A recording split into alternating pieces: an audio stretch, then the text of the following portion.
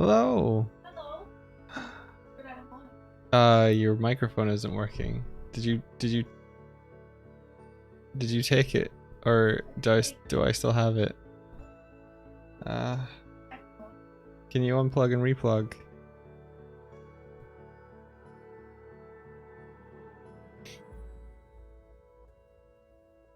Hello. Yeah. Well, bear with us. One sec. Let's see if that works. How about now? Yeah, that works now. Hey guys. There we go. Good morning. Not my fault. Completely your fault. So, welcome to the part 2 of the Animorning Challenge stream transformation review recollection celebration showcase. Yep. We got 27 entries for this week's challenge. That's your lucky number. That's, yeah. Sort of.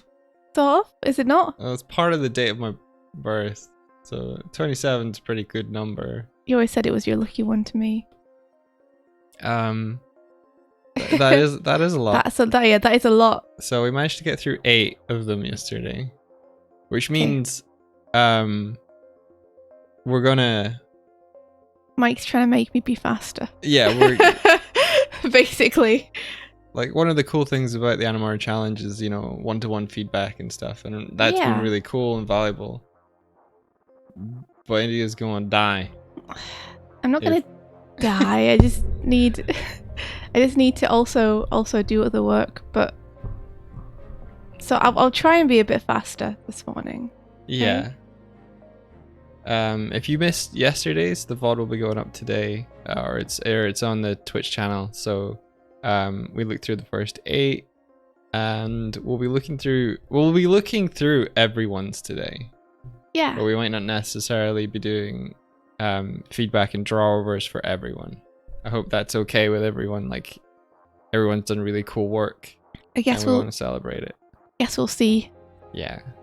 But yeah, hey, Pat's in chat. Hey, Patrick. Hey, Pat in chat. Hey, George. Hey, pal, bro. Bert MB. So Juk S. Blah blah Neeb. Catarel. Parifakama. Eve Art Studio. hello. True Phoenix King. The Ola. truest. Ola. Hey yo. Oh, congrats on the signing the contract for the thing that you were talking about on Twitter, Ola. Oh, that's so Congrats. cool. Ah, that's exciting. And the morning challenge. Ooh, Pat, are you going to be at the interview? That's not what we need. That's my dashboard. That's cool. Why would no stupid. 2 verts in chat. I guess so. It worked last time. Vert exceeds. There could potentially be 3 verts in chat because we have a friend called Verty who's also like, but she's in America, so she probably won't be here. Second. Probably too late for her. Give me just a second. Your downloads are exposed. Not the downloads. I like that they're all just codes.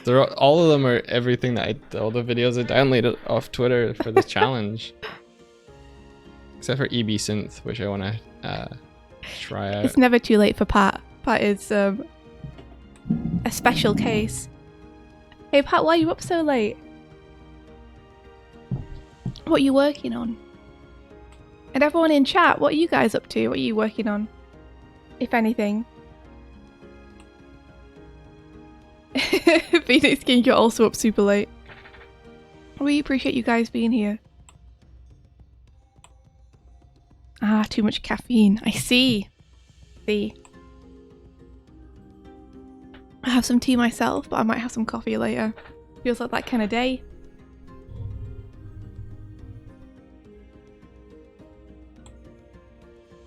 Oh, cool. Ola, you got a month off before work, so you need to figure out something to animate. That's cool. Oh man, now you've got that terrible thing of all the stuff you want to do, you're suddenly kind of can do, but now you have to choose which one you want to do specifically. I learned about studio mode, or relearned about studio mode, where I can make changes behind the scenes and then make them visible on OBS rather than doing everything straight up. George, you're watering your beans. That's so wholesome. I should have known that you would be watering your beans or something.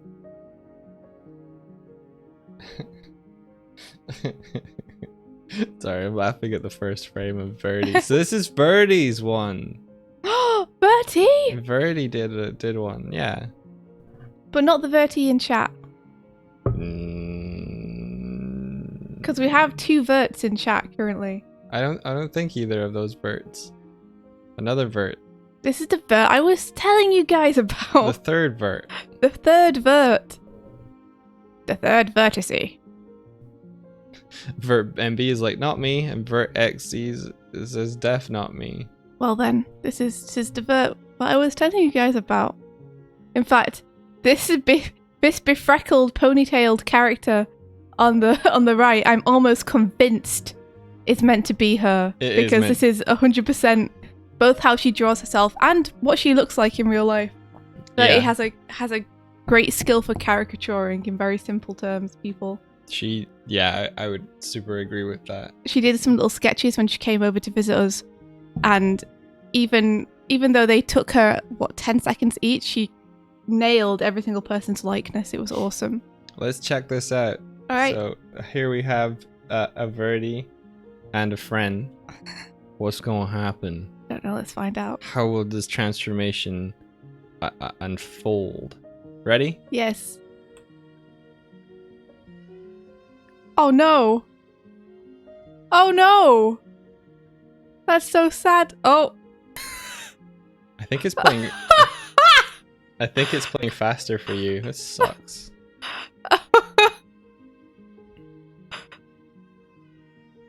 Yeah, it's playing faster for you. It's terrifying. Oh my gosh.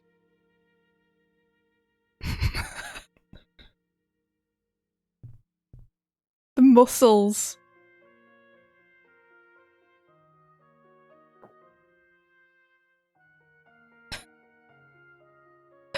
So Verti wants to be a storyboarder, I believe. Ah, okay. So I think knowing that also makes this, makes it very clear what she's aiming for here. Which is, it's like less animation and more like going for that story. I love this though. Like, I'm not going to critique the animation on this too much because, again, I don't think animation is really necessarily what Verti's going for here, but more just like, I'm going to illustrate the scenario. This is a scenario that happens a lot though. People not believing in themselves. Really like just the ominous shadow that just takes over. This is great. Look at this Akira type shit going on.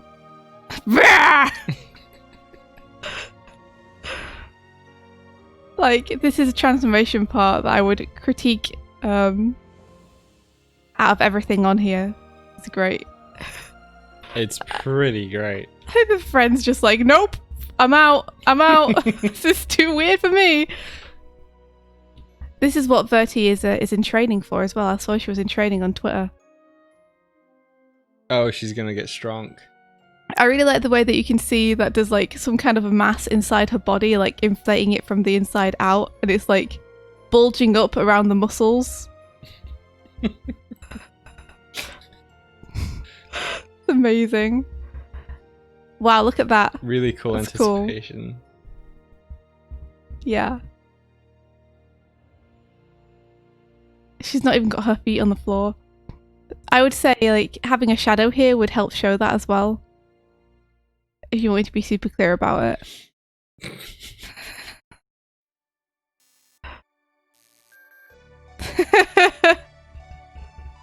This is great.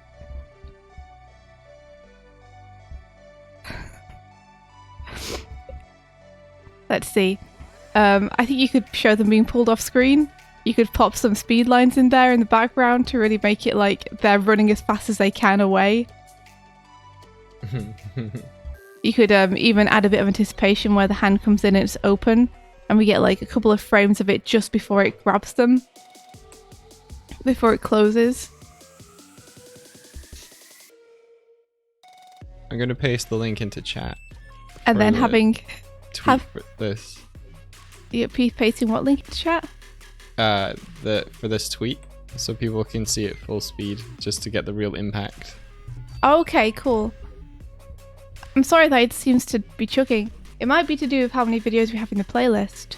You reckon? Maybe. Because it seems to chug when we have a lot of them. I think here you could move the arm.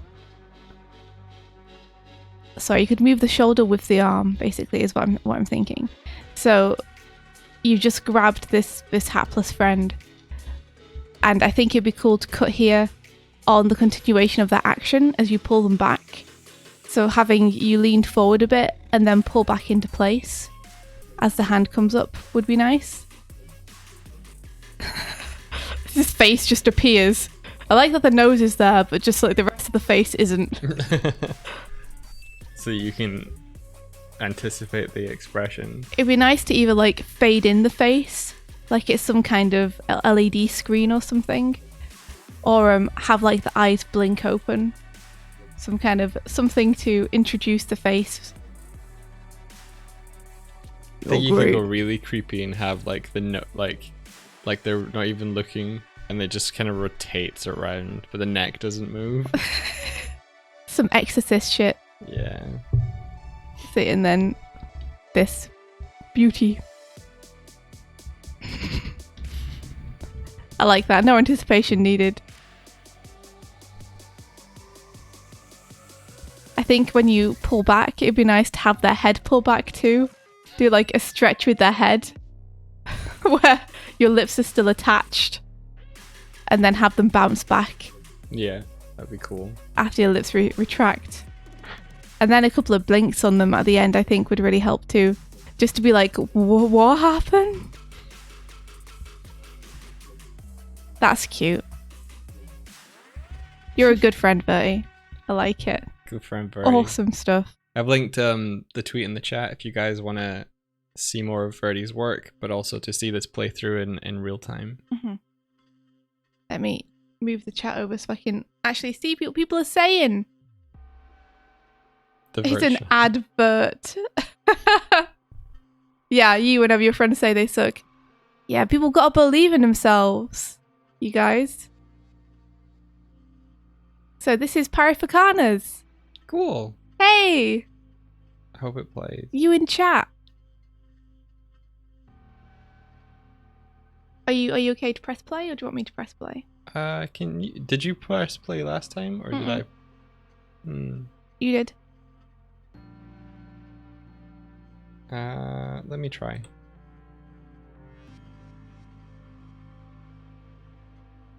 This feels slow as well. You think? Yeah. Very cool. Nice job, Parapagama. I like that this is... Obviously, we've come in the middle of some kind of fight or something, which is cool. Yeah, it's supposed to be faster. Sorry that it's not playing full speed, guys. We could maybe simulate it by increasing the frames a second. We could try, but it might go weird. Let me just try closing some stuff. Okay. I'm just gonna try playing it a bit faster.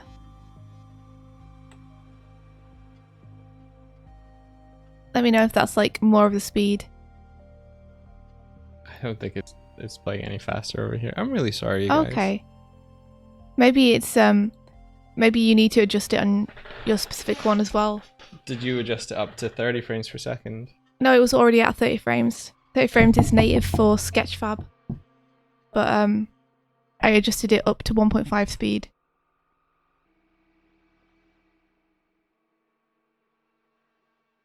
Okay. Well, we can. It's not playing very seamlessly, so I'm gonna close some stuff. Okay. Should I start going through it? Yeah.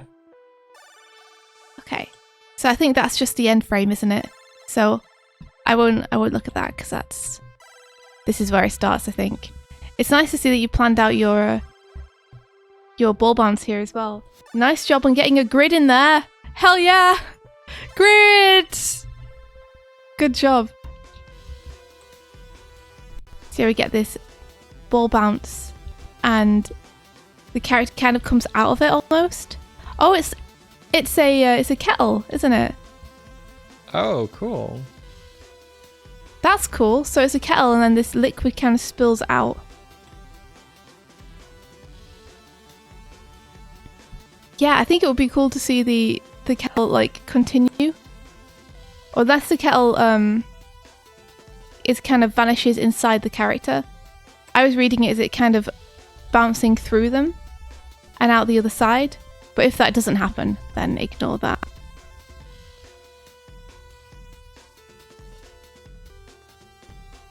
It might be suspended inside them. Let's see. So the blues are like vines encasing the kettle, right? So this is a nice slide back. I think probably it just needs a few more frames to really like ease into that. So by the time we get to here, they're already kind of in their final position. There's not that much left for them to slide. So I think if you extend the grid out behind them a little bit more, then you could have them slide a little bit further back, and I think that would look kind of more dramatic to have this pose travel backwards a little bit more. Okay, it's inside her because it's a hitbox, so she hides it. Gotcha. She's a genie. That's super cool. I like the idea of a teapot genie. Some really nice poses here. I think they just need a little bit more time to play out, but the poses are super nice. Like this little cough here. You know, you could break the silhouette a little bit more. I guess that's one of the things that I could give you some crit on. Just to try and make that pose as clear as possible. Like breaking the arm away. Like this, so you can really see the negative space. Just helps to make the poses super duper clear.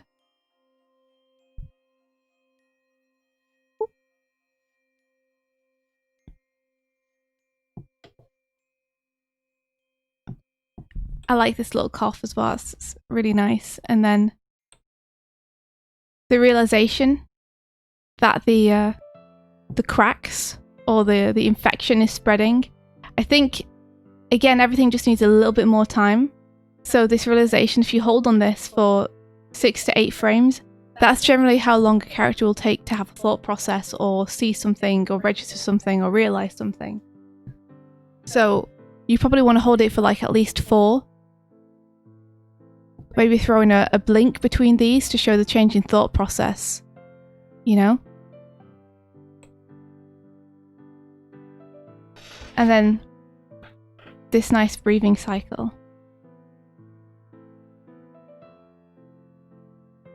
Which again, I think you probably just need a little bit more time on.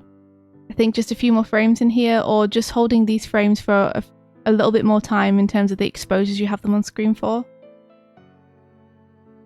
would help.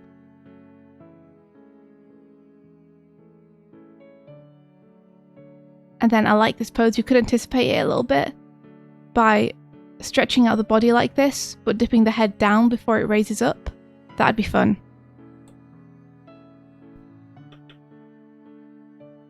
And again, remember to break the silhouette as much as you can here, just to make it really clear.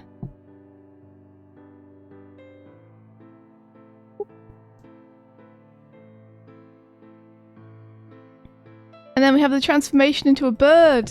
Yeah! Nice job of not hiding that transformation as well.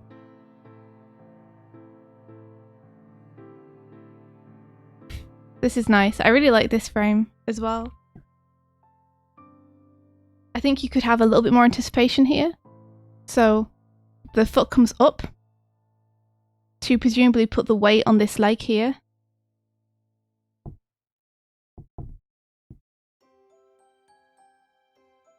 and get ready for push off. But if you have another frame of the character like with their arms going up and their head going down, let me kind of illustrate it here for you.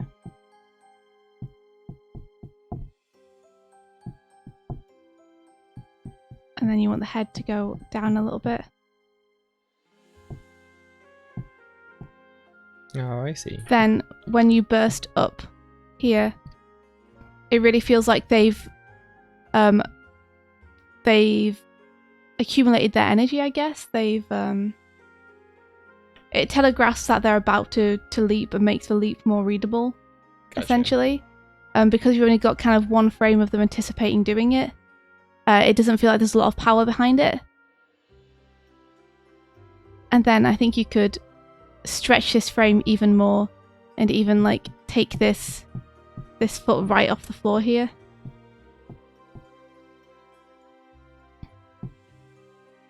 So it's like they're pushing off on that foot that you've like established as being planted there in the previous frames.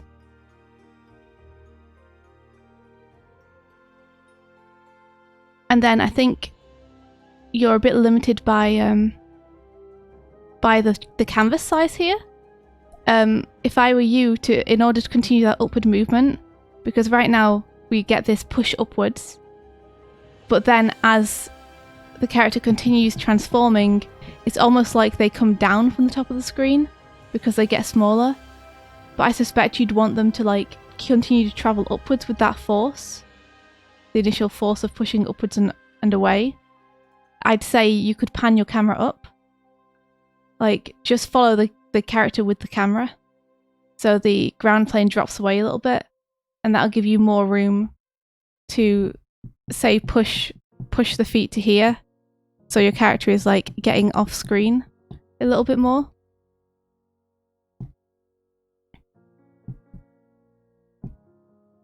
Follow them up into the sky would also like just feel really nice in terms of not having a completely fixed cam. It would feel like the scene is kind of built for the character and the camera's reacting to the character.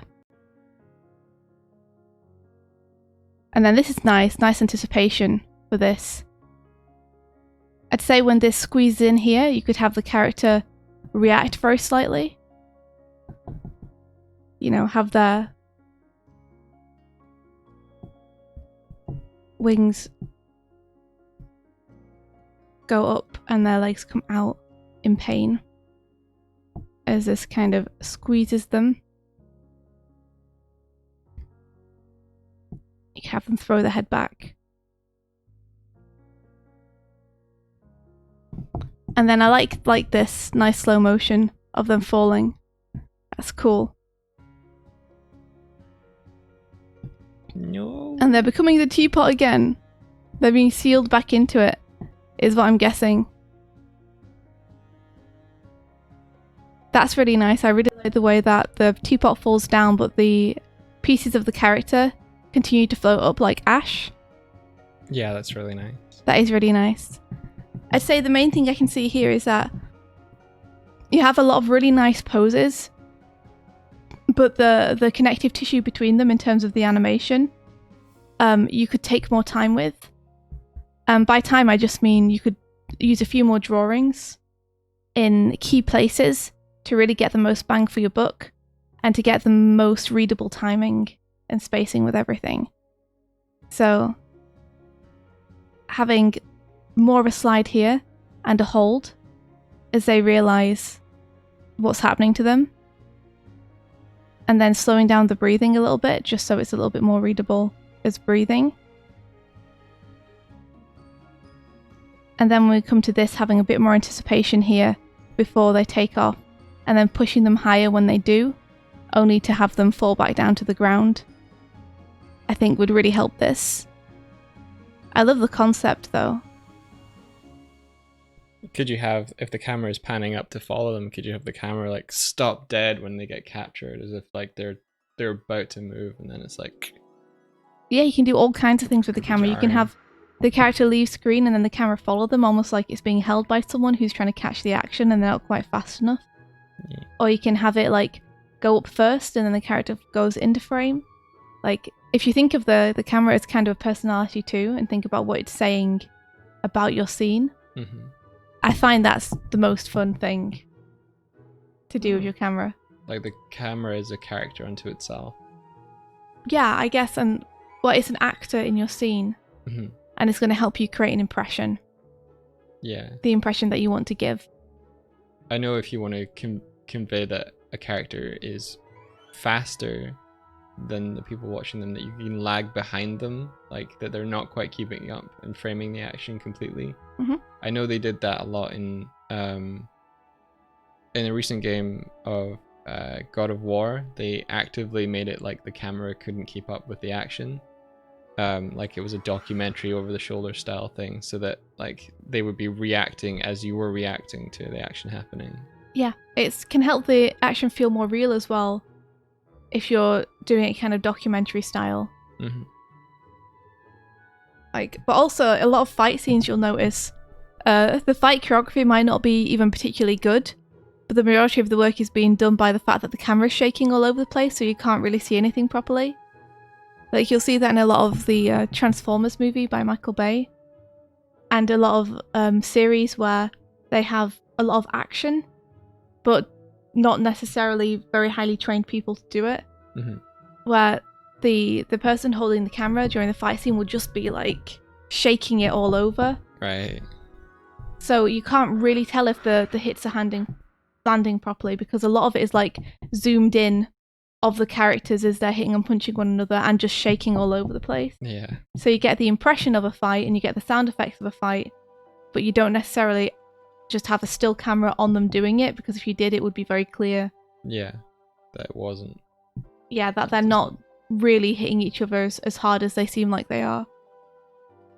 Alrighty, we're going to move on to the next one. Yeah. Thanks so much for taking part, Parafakama. I'm sorry that I did not manage to speed up very much. I'll keep trying.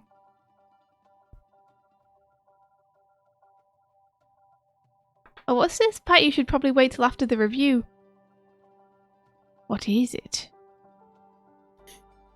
Let me... Oh my gosh. Patrick. Patrick, what? These are amazing!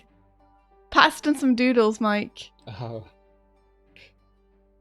I'm selling butts. You should have a look at these, Mike. These are amazing. Unfortunately, I've got it so that it's set to show my... Oh, my man! phone. Really? Oh, geez. No one's gonna see these amazing doodles. That's such a shame. I mean, I could, but I'd have to like actually navigate to Discord. Okay, well let's just... Okay, maybe we can show them at the end if I can get through. Let me do that. Okay. I'm gonna hit play this time. Oh, 1 second. Have you set the frames per second 22.5? No, I set them... Is the original 10 frames per second? Ah, that might be... Maybe the program is reacting to the frames per second that it's on natively.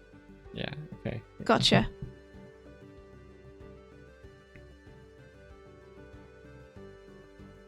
Oh, cool. This seems to be playing better. That's great. Haha, nice.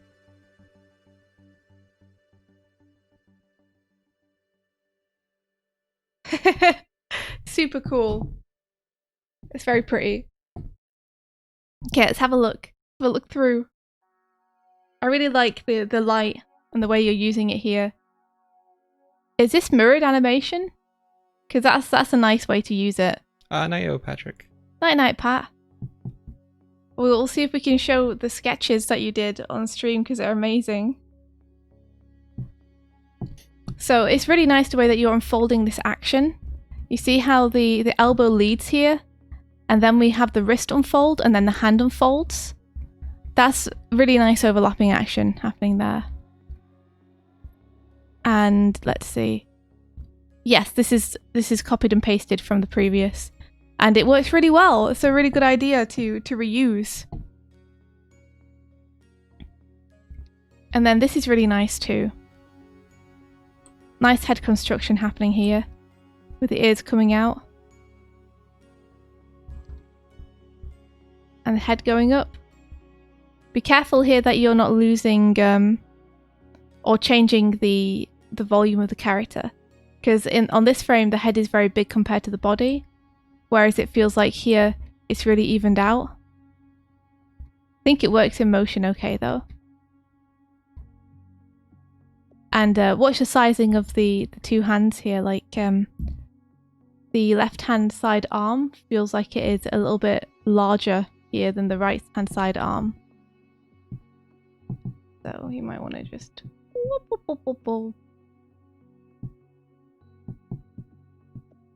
make them feel a little bit more comparable. Comparable.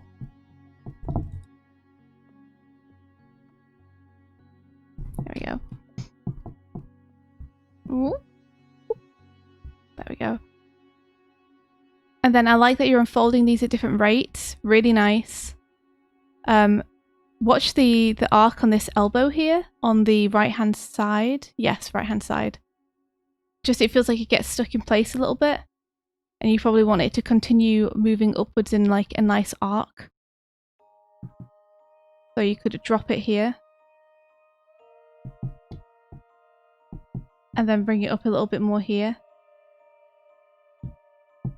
And then it's at its final resting place here. It just makes the motion feel a little bit smoother. But yeah, nice hand pose there as well. Keeping it bunched up before the release here. It does feel like the hand would probably... It feels like here, your elbow is still overlapping a little bit. So it feels like on the next frame, it should be more straight out to the side and equal the other arm in length a little bit more.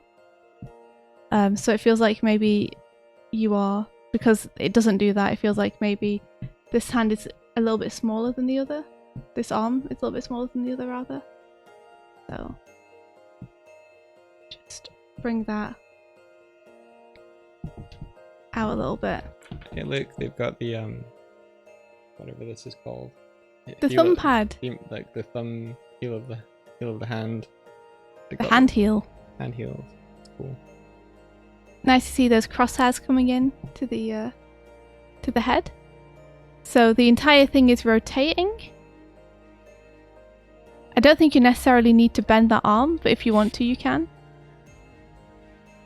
Let's see, these are nice. So let's see, what could we do to show this turn more? So is the whole body turning here? I think just the head is very slightly turning and the body's kind of preparing to turn.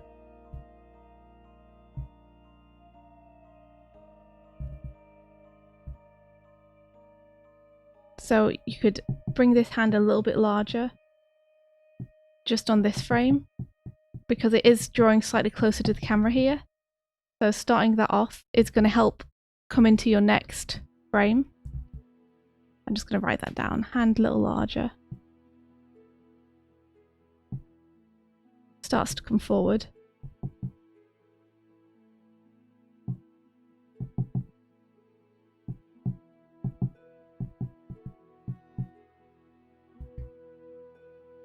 And then I'd push this hand a little bit smaller as it starts to be pulled away in space.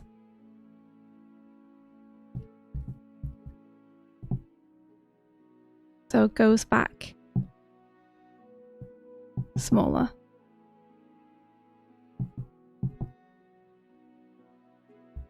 And then you've got some blurs happening.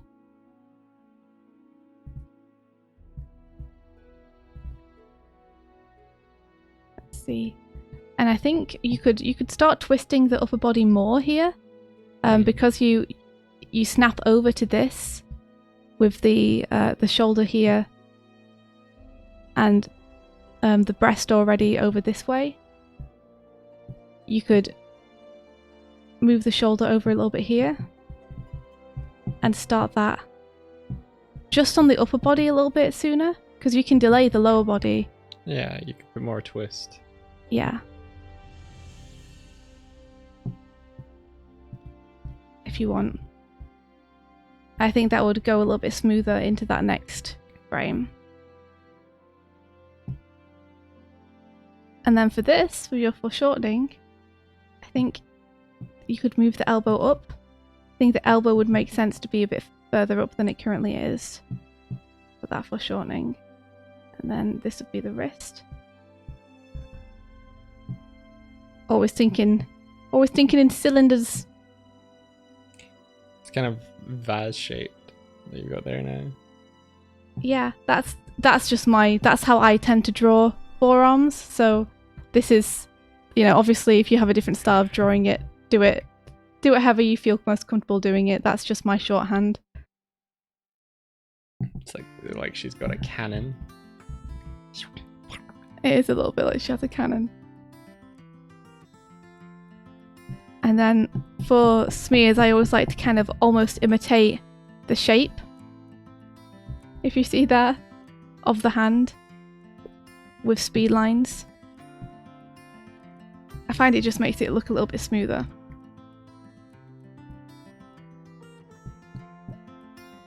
And then we get this, which is good. Make sure that all the lines are going in the direction of the sweep and the movement that you have started.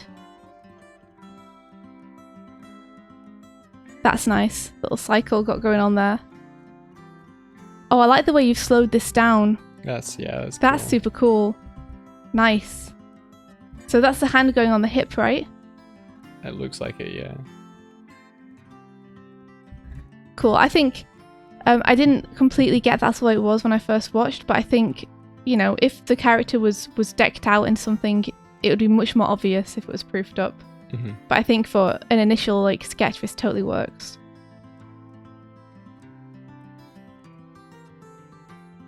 Let's see, and then we have this.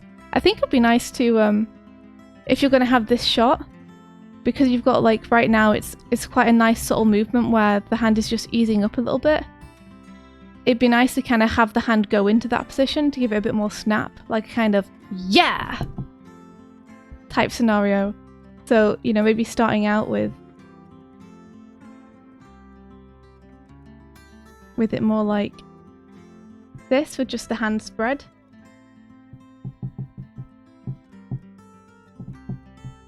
And then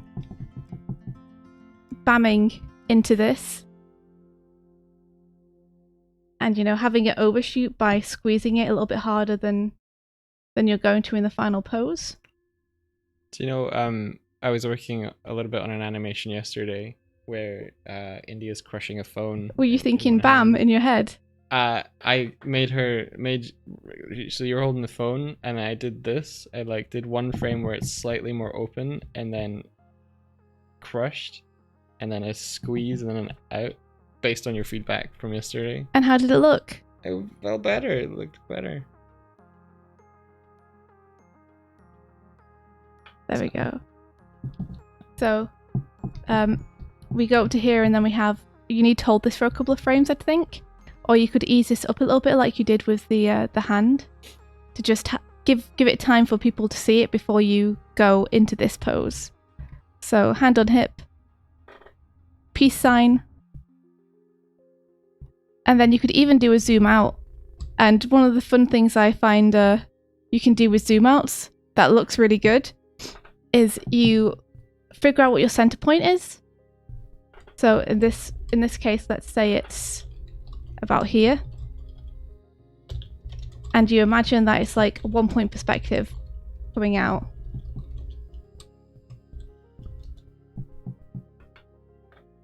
And then for your zoom out frame, you do speed lines on your drawing, basically, for a frame, showing the zoom out, but using the 1 point perspective grid to do the speed lines. So it would be like...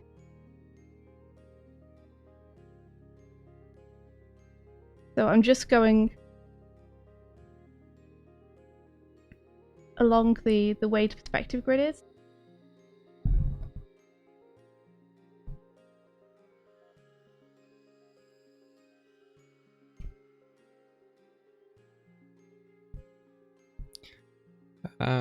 Alan Alice asks, Hey, question for you. What's Yeah. your best suggestion for speed? These challenges are meant to be done in roughly a week and done rather quickly.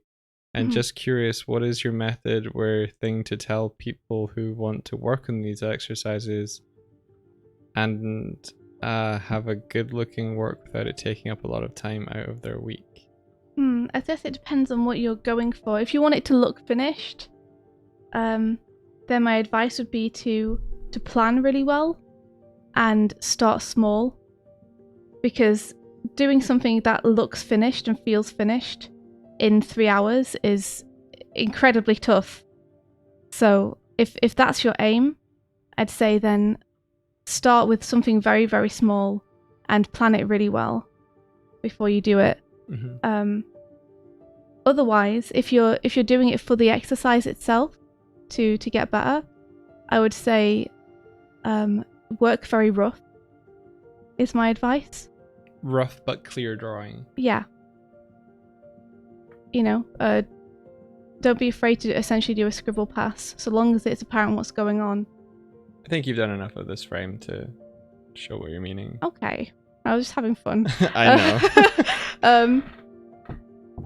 Yeah, because the point of the challenge is you're not necessarily supposed to get something that's completely finished. So if you start something that you like in one of the challenges, you can polish it in your own time if you'd like to, if you want to take it further. Yeah, these challenges are about exploring a new concept or a new idea in animation that you might not necessarily have pushed towards before. And your comfortability with creating like animations quickly. The 3 hour limit or the 3 hour suggestion is to make it feel manageable. Yeah. We realize that 3 hours is not a lot of time. Yeah. But it will change how you approach the challenge if you feel like you have less time. You know what? If you're interested, then I used to do a thing called Fan Art Fridays, which was every week on a Friday I would do an animation during the stream on a Friday that was influenced or inspired by something I was a fan of. And I would do those animations in like 1.5 to 2 hours. Yeah. So if you want to see me make something from start to finish in 1.5 to 2 hours, then you could check out some of those VODs. Yeah. And like I'll do it from start to finish on the VODs. And you can kind of see what I'm prioritizing. That's the thing. Prioritizing is like a skill that you can learn to become more efficient. Yeah. So you would have like these cool speed lines, and then you would continue them onto this frame, essentially, as we zoom out. But with this drawing. And it'll give you a really cool feeling of like a zoom out that feels like more than just a camera zoom. Because it'll feel like it's, hand-drawn and bespoke. And then you can, like, peter off the speed lines here and lessen them.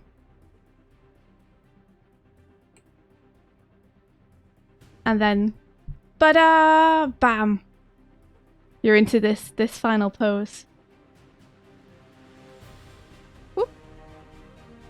I'm not sure what this is. It looks like they've fallen off the screen because I can see the hair. So on this frame, I think it would be really nice to have the hair going, like some kind of movement. Maybe just have the hair doing a wave.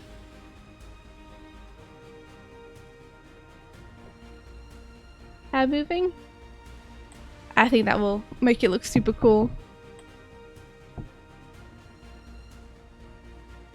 Nice job though, looking awesome. I really like it. Just a few very small notes on like the arms and maintaining the volumes there. And things that I think you could like spice up a little bit if you wanted to.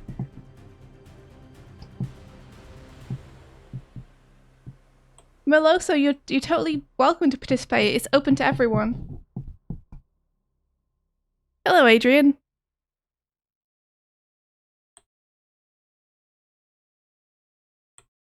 Oh, Meloso, they're not for Patreon supporters only. They're for anyone. They're just for some fun.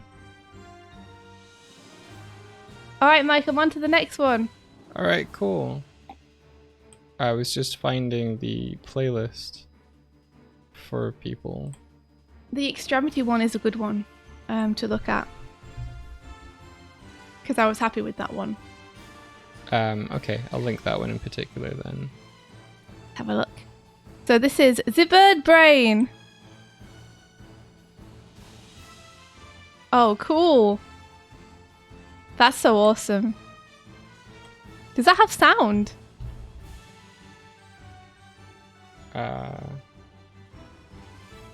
Maybe? No. I don't know. I thought it was playing sound. It looks like it's been flipped. Oh yeah, it does look like it's been flipped. I wonder why. I think it was posted flipped. You see how the bird brain is using the camera here as well to follow the movement? That's just what I was talking about before. It just adds a bit of dynamism to it, doesn't it? It's nice. And look how rough this is. You know? It's still cool though, and you still get the impression of the movement. But yeah, like, the bird brain hasn't even drawn the legs in this frame. So this is nice. I like the way we're leading the action with this hand here and the camera's following it. And then, wham, we get this wing pop out just afterwards. And these nice effects as well to disperse, like this smoke, really helps to add to the movement. Super cool. Effects make such a huge difference. So I'm assuming we're behind the character here,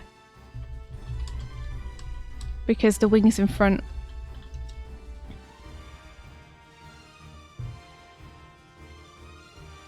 And then we're rotating around them. I see.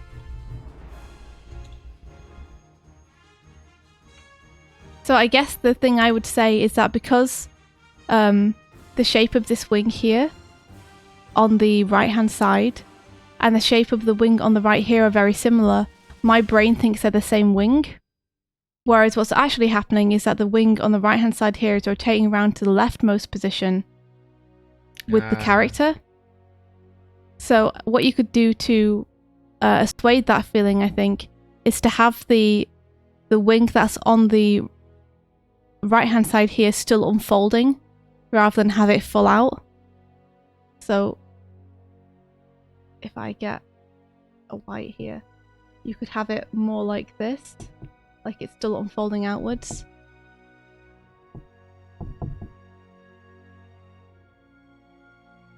Other wing is still unfolding.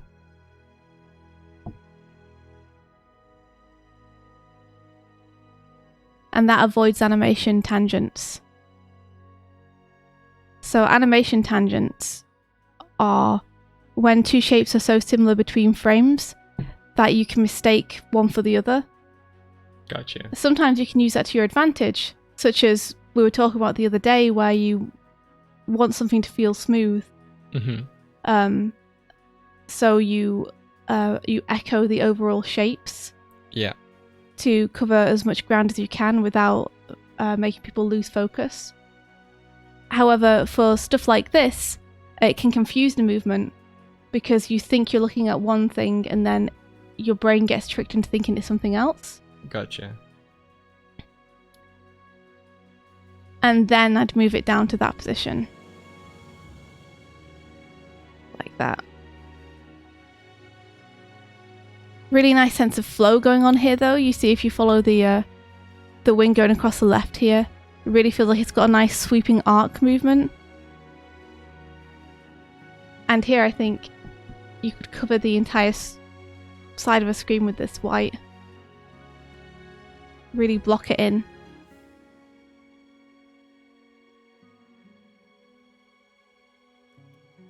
Super cool. Yeah, I don't have much feedback on this one because it's already great. Cool. Let's see. Actually, you know what? I feel like when the character turns around, it depends on what you're going for. When the character turns around here, it feels like the camera stops very suddenly. Everything feels very dynamic up to that point. This could be 100% what you want. Like if you want it to be like a kind of thing where they just turn around and the camera stops and holds on them, then that's totally fair. Otherwise, I might suggest putting this camera on a peg, because I know you use Toon Boom, and continuing the character's leftward movement just a little bit after the initial spin from this frame on, just for a couple of frames to cushion out of that, like that very smooth movement, and cushion into the held position at the end. Yeah. Because right now it feels like the movement all just stops, which if you're going for like an impact, totally works. You might even add a camera shake when it stops to be like wham. But if you want it to have like a feeling of flow that continues, you could either keep moving the camera or keep moving the character to the left a little bit here. I think that would help it. Cool. Yeah. Thank you for submitting, Suburb Brain. Yeah. I think it would be nice to like have the wings raise up a little bit too at the end, because we just had them sweep down. Might be nice to have them like follow through that movement a little bit by just arcing up a small amount at the end. Like maybe that much. Arc up wings at end. And continue leftward movement.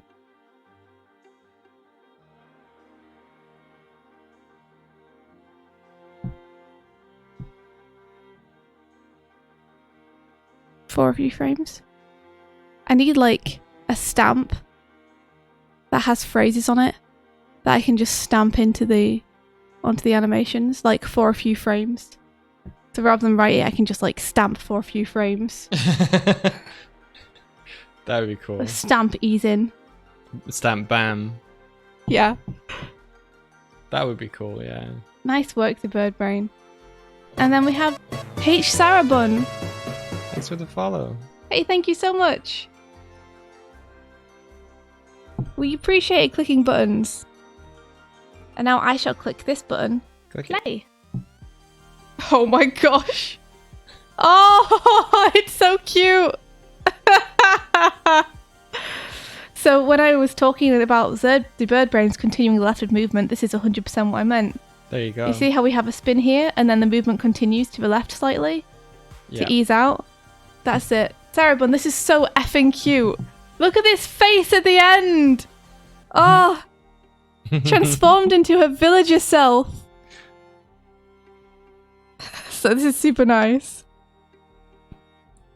I'd say if you wanted to, you could really like ham up this this beginning bit before we know what's going to happen by adding a few in-betweens in here and really easing into this position here and holding it for a few frames.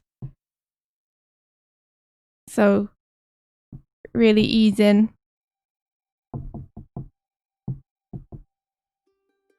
Into this and hold. Catarel suggests could maybe do the teacher thing where they just use a single letter for common things. Is that what they do? Yeah. Maybe that's what I need to do. But yeah, I'm thinking if you have like a very beautiful smooth movement of this hand coming up and then hold it, and then you have bam it popping back into this tiny villager arm, that could be really funny. Thanks for the follow. That's the only letters that India needs. Bam. Bitty bam, bam. Look at that. Bam. That's a economic animation too. That rebound. And then we have that. Like, I almost just want her to continue standing in the same spot without, like, rotating. And just have the leg pop up. So it's almost like she'd be completely off balance without it. Let me just take that bam off. I very much like the bum bounce you have here. Where the leg comes up and the bum compresses and then decompresses and then bounces back up again. That's super fun. The only thing I'd say about this bit, because I love it, but it's almost like because all the parts are overlapping so much as they transform, we're kind of losing the comedy of each individual bit. Because the hand transform is kind of masked in the leg transform, because it happens only a frame later. So I might be tempted to separate those out just so we can really be like bump, bump, bump, bump. I see. You know, thinking about the rhythm of the shot. Sometimes when I'm thinking about rhythms of shots, I will just sing things in my head. How and did that that one helps. go? Dum, dum, dum, dum. Cool. So you get like the arm and then leg, and then arm. Super cool. Yeah, I like that you're doing the Sonic Anticipate here before he goes into a ball. Beautiful. You could give that one more frame. You don't have to, though. You could if you wanted to, but you don't have to. And then this beautiful spin. It's gorgeous. The light is amazing. I love this.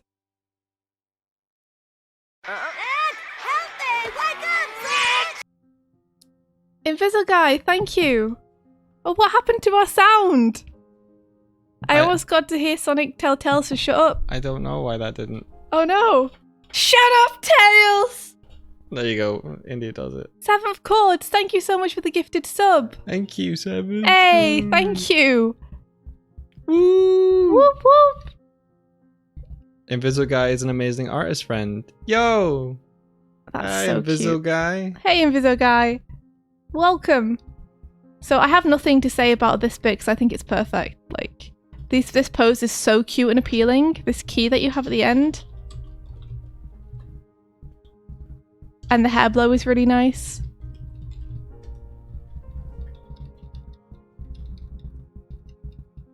Yeah, I wouldn't know what to critique about this. I think this end swirl here works really well.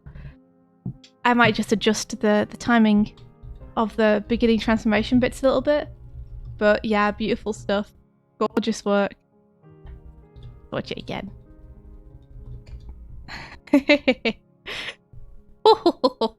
Make me happy. Awesome work, Sarah Bun. Awesome. Next Toon challenge. Scribbles. I'm gonna drink some tea while I watch this one. Toon Scribbles, you're up. Oh, nice. I got some proper like Warner Bros. Disney stuff going on here. I feel like there are more frames to this. Really? Yeah. Like it continued going. Yeah. Is there a way for you to check that? Yeah, I'm doing it now. Well, I can talk about the initial stuff. Like, nice anticipation. Like, all the animation principles are on work here and on show, which is awesome. So yeah, we have the head going back, everything's on an arc. Okay, so I can only think that because yeah, so here's the full thing. Okay. Just for a point of reference, you guys, I don't think the thing that I used to download stuff off Twitter likes GIFs, and neither does Sync Sketch like GIFs either. So as a rule of thumb going forward, I'm gonna ask that you guys submit me your challenge entries directly.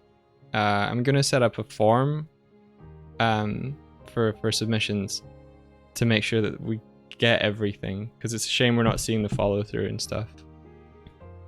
Yeah, I mean, I can critique the early bit and I can see the later bit. Yeah. Which is cool. So let's just see what's going on. So be careful about losing volume between these two frames. Is the only thing I'd say. Nice arcs and everything. Everything is moving at the same rate right now. It might be nice to delay the head on this initial sweep up, or have one of the hands delayed behind the other, so that you're not twinning quite so much. You've broken the twinning here, which is nice. It's nice that you've got the blue planning for your arcs as well. Yeah.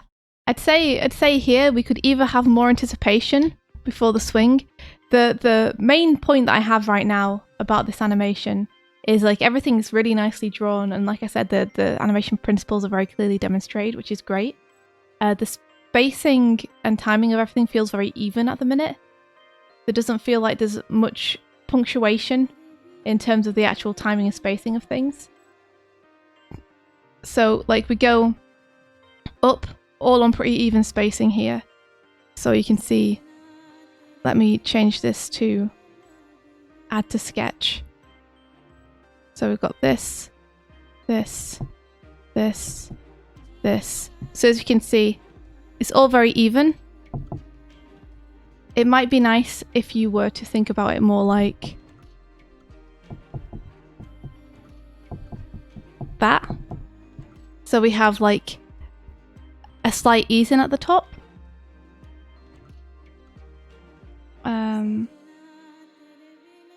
And then likewise, we just start immediately coming out of this again, quite evenly. So I would say bring it up here and then maybe just like really ease into this and hold it for 4 to 6 frames to show that anticipation. You could even put on a vibration or stagger on there, so it's like Gotcha. kind of dealio, and then bust out of this, and you could push this even further across the screen, somewhere between these two. I love the growth on these arms. This is great. Like the morphing here is super cool. But yeah, a great way to demonstrate weight is to have slow ups and fast downs. So as they come out of this, you could ease a little bit and then have really large spacing here to slam down. A cam shake might be cool. Cam shake? Question mark? Cam shakes add so much impact to stuff. Look at making spacing. Just spacing! More uneven. To add more punctuation. The idea being that you just don't want your animation to feel like nah, nah, nah, nah, nah. You want your animation to feel like da, shubba-ba, shubba-ba, ka. You know? Less even. Yeah. Hitting more offbeats. You try applying like a piece of music that you like to your animation, or something that has a bit of a syncopation to it. Yeah. And have that song in mind as it plays out, so you can get that offbeat, off rhythm texture to the movements. Yeah. And like here, when we first impact the ground, I think you could really like get a lot out of having a squash frame here. Like squish those fists. They're asking if you don't have a camera as part of your software, how would you do a camera shake? At the end, you would go in and you just move each of your drawings around a little bit. Mm-hmm. Like I have kind of a formula for camera shake, and I don't know if it's any good. It's just the one that I use all the time. So for camera shake, I tend to go, I move the camera down, I move the camera up, I move the camera down less, up less, down less, up less, down, and then back to square one. Gotcha. And that is generally how I do my camera shakes, is I hit 1, 2, 3, 4, 5, 6, 7 different poses before getting back to ground zero. So like maybe look at adding a squash frame here, and you could on the next frame as well, you could add some overshoot to that head you could do many different things with the head. Right now the head feels very stationary. You could either have it overshoot here with the arms and then ping back, or you could have it stretch and delay and then catch up here, or you could have it where it is and then the next frame have it sink down lower. I'd probably err on having it flung up with the force and then come down on this frame, just to offset the action. And then this anticipation, I think you want to hold this frame for a little bit and then really get an anticipation where you feel like the legs are storing a lot of power. So hold here, just so we can like really see the you know, the pose of them having slammed their hands into the ground. And then add antic for next pose. And I think one of the things that is a little tricky about this is that again there we have very even spacing of this book going up into the air. And since this is a jump, you're going to want to push up fast and then hang in the air as gravity catches up. So remember, let's see. What is it? It's just the noise outside. Oh yeah, sorry guys, we have like builders doing stuff. Add to sketch.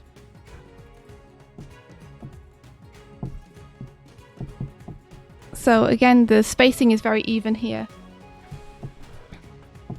Spacing too even for push off. Because if you want to get that feeling of momentum, you're going to really want to push these poses to say the most they can. So I would advise like stretching that butt way up, really pushing off the ground here, and then bringing it right the way over to there, and then easing up into that up here.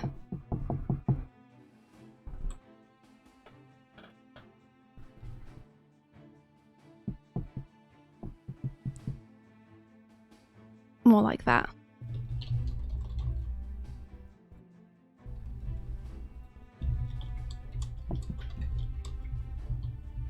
And then you're going to swing through with the arms.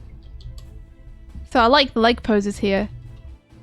I'd say the main things you want to look out for are look out for twinning too much and look out for having spacing that is very even all the way through. You want to choose which parts you want to hang on and exaggerate. Yep. A great piece of advice that Patrick gave me was to make the fast faster and the slow slower. You know, and especially with a big character like this, so much about it is showing the weight of the character and the strength of the character. So anything you can do to show like effing massive fists, squash those bad boys, add the camera shake, have all the follow through with the weight as the body sinks into them, and then when they take off with their back legs, put some power into that jump, enough power to like get the momentum they would need to swing forward. I think that's cool advice. Thanks for taking part, Toon Scribbles. Thank you. Let's see. Next up, I think it is Porky Boy. Hey, Porky Boy. Now, Porky Boy did about 30 seconds of animation. Whoa, Porky Boy, how did you do that? Like they were working on it way longer than the 3 hours. Yeah. Oh, will the camera movement depend on the movement? Will the camera shake depend on the movement of the character? Yeah, it will. So you'll want different camera shakes for different scenarios. So if something is hitting down into the ground, an up and down cam shake makes sense. If someone's running into a wall, a left-right cam shake makes sense. Do you want to hit the play button for this? Sure thing. They seem to work better when you did it, so. Porky Boy. Yeah, so you just want to think about where the force is coming from when it comes to the camera shakes and how the camera would follow that through. Whoa, that's so pretty. How smooth and lovely. I think it's playing slower rate on here. I'm sorry, you guys.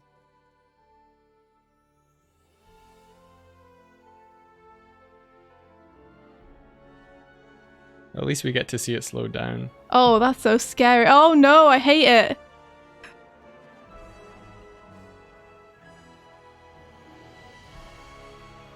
Oh wow, Pokeboy, that's incredible. If it's a guy, what the fuck? This is gorgeous. You guys want to see this play at the actual rate? This is radical. I really like the brush that you've been using for your line art as well. Also, here's a link to that should work. Actually, maybe it won't. I've made a spreadsheet of everyone's entries. Let me just use the share. Nope, people are popping in, so cool. If you guys want to see like copy link. If you want to see all the entries and stuff, you can look up. Mine is still going. Yeah, okay. I was just letting it play while you were talking. I mean, I don't really feel like I have anything to critique about this because it's so good, but we could just look through it. Are you playing it again? Or? Yeah, I'm trying to see if it would play faster. Yeah, check this one out in real time. Cool. Okay, I'll let you go through Just stopping and starting at random places. Yeah. I was checking to see if my plate doesn't matter. So there's a real sense of flow. You can see like everything is following this trail. Everything is following arcs, and the way those arcs are breaking up into these kind of brush strokes, these expressive strokes, is really beautiful. We can kind of feel like everything's unfolding at different rates, and we have a lot of like curves following around and then inversing, which is really nice. So even when things twin, you can see that the shape doesn't feel completely symmetrical. We have bits breaking off here.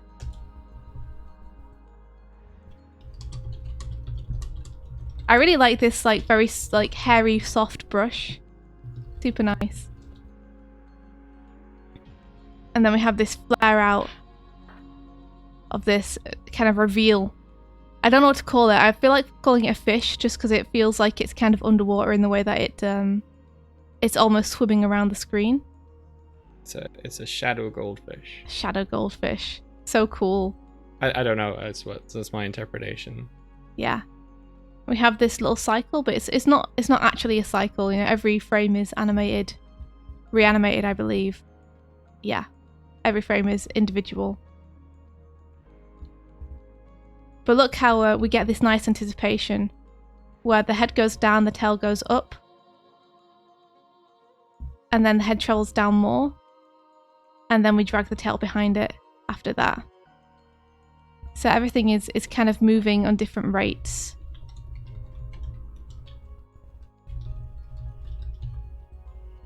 Some nice symmetrical movement there. Again, it's almost like Porky drew a trail around the screen of where he wanted this thing to go, and then animated along it. See, everything is following an arc, and this is why arcs are important, guys, is because arcs are beautiful to watch. Like, humans love curves, and everything organic kind of moves in curves. And then we get this lovely stretch frame, because look how kind of squashed up our character is here. And then look how stretched out they become when diving here. Working in silhouette has allowed Pokeboy to really play with the shapes here in the way that they can distort them. Oh, that's nice. I didn't notice that the first time. When they dive down to the bottom of the screen, they almost create a ripple. Like they're touching the surface of water. That's cool. And that ripple swirls out. And into this.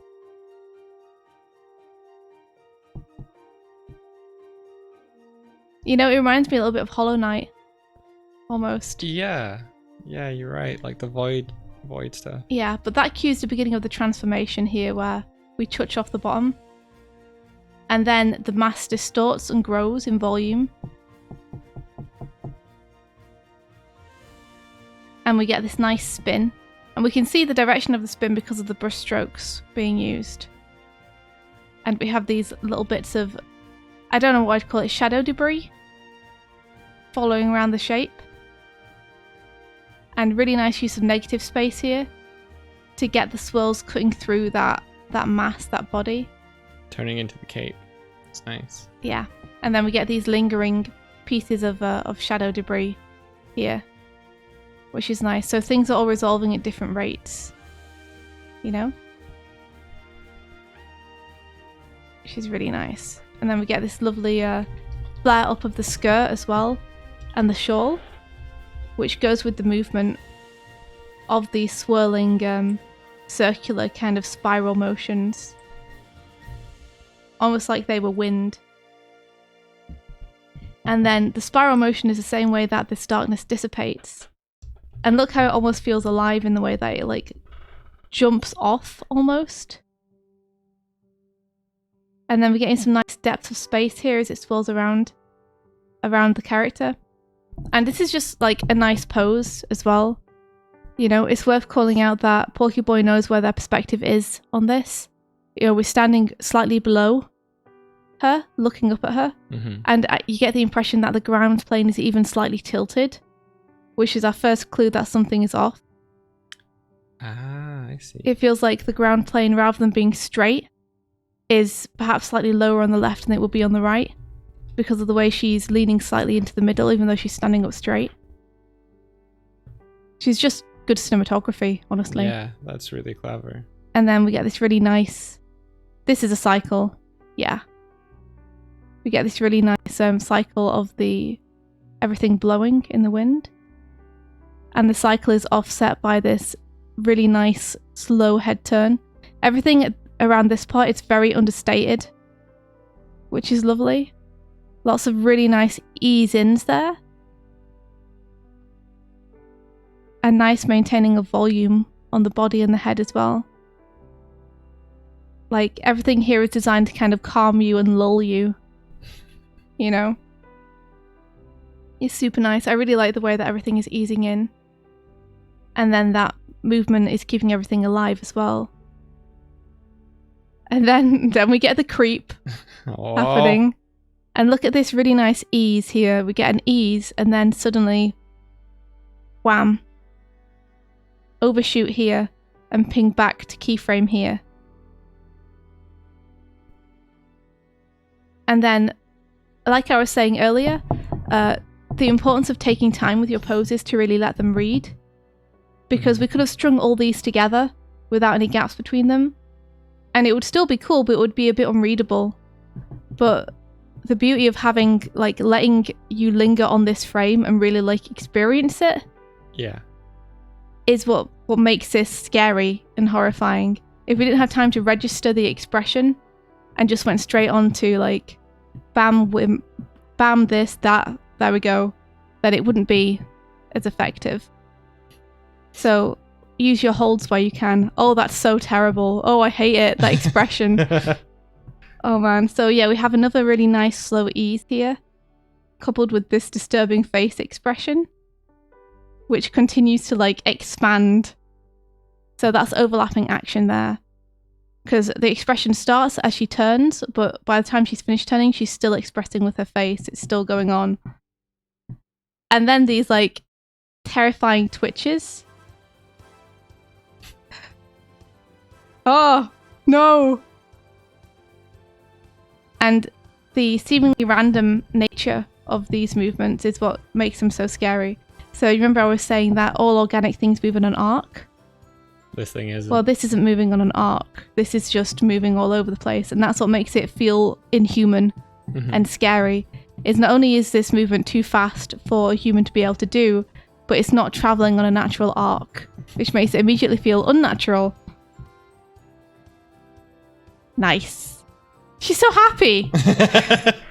At least she's enjoying herself. So alive.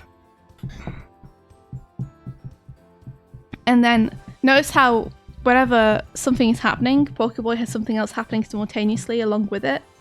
So we have these very fast, jerky movements, accompanied by this very smooth movement of the the darkness spiraling around the character. And then this is one of my favourite parts. The darkness starts to feed back into the character. Demon fish! Like a dark ponyo. These are such fun expressions though. I really like the way that the dress kind of morphs into these like... I think there's a narrative and a backstory to this character. So Seventh, if you want more, you know, I think this is from something. This is Porky Boy's animation. Yeah. Doctor. Yes. I gave a shout out earlier. And then we have the darkness closing over the face here. Super nice. And I really like the way it morphs from being this dress into being this kind of fish, into being, you know, the dress becomes the shoulders. Yeah. Which is super fun. And one of my favourite parts is the way that this darkness is swirling around, and you can see it going into the mouth, like it almost becomes a tongue. Yeah! Alright. Well, it's great. We've had enough of this one. No, it's beautiful. Like, it's so well animated. And then this like wonderful kind of phantom ghostly expression melts down. And we're back into the swirls. And then I think it anticipates for the next loop. Does it loop? I think so, yeah. I don't know if it does. Oh no, it doesn't. Okay, fair enough. I think it just goes off screen. Gotcha. It feels like it's going away from us too because the mass shrinks so much there. There you are, Pocky. Where's my one note? It's just to stretch up that mass a bit more at the end. Unless you want it to look like it's going like away from us upwards instead of just up off the screen upwards. Oh yeah, absolutely gorgeous. Awesome stuff. Want to play that bit again. I'm sorry you guys aren't being able to see it as fast as I'm seeing it. I'll find the link to the tweet. Like the holds here before you get that fall down. Like we're holding lot 1, 2, 3, 4, 5, 6, 7, 8, 9, and then it falls down in 1, 2, 3, 4, 5. There we are. So you can see the difference in the spacing and timing in terms of how Porky Boy is using their frames. You know, holding up in the air for 9 frames, only to crash down in 4 or 5. Like, really adds that feeling of variety in the timing. Yeah, retweet the heck out of it, guys. Yeah. So good. Porky Boy, amazing. I can't critique it, I can only talk about how cool it is. Like, that's such a cool transformation animation. I love it. Really cool. Yeah. And as I was saying in the chat, I believe Porky Boy streamed their process on this. So if you've seen the shoutouts for them in the chat. Oh yeah, if you guys are interested in seeing how it was made. Yeah, you can go check out their videos saved on their channel. That's exciting. I like that. Porky Boy's a regular with the Animorning challenges, so it's really cool to see their entries each week. Yeah, super cool. Next one? Yeah, let's do it. So this is Cheshire. Woo. Hey, Cheshire. Should I? Okay.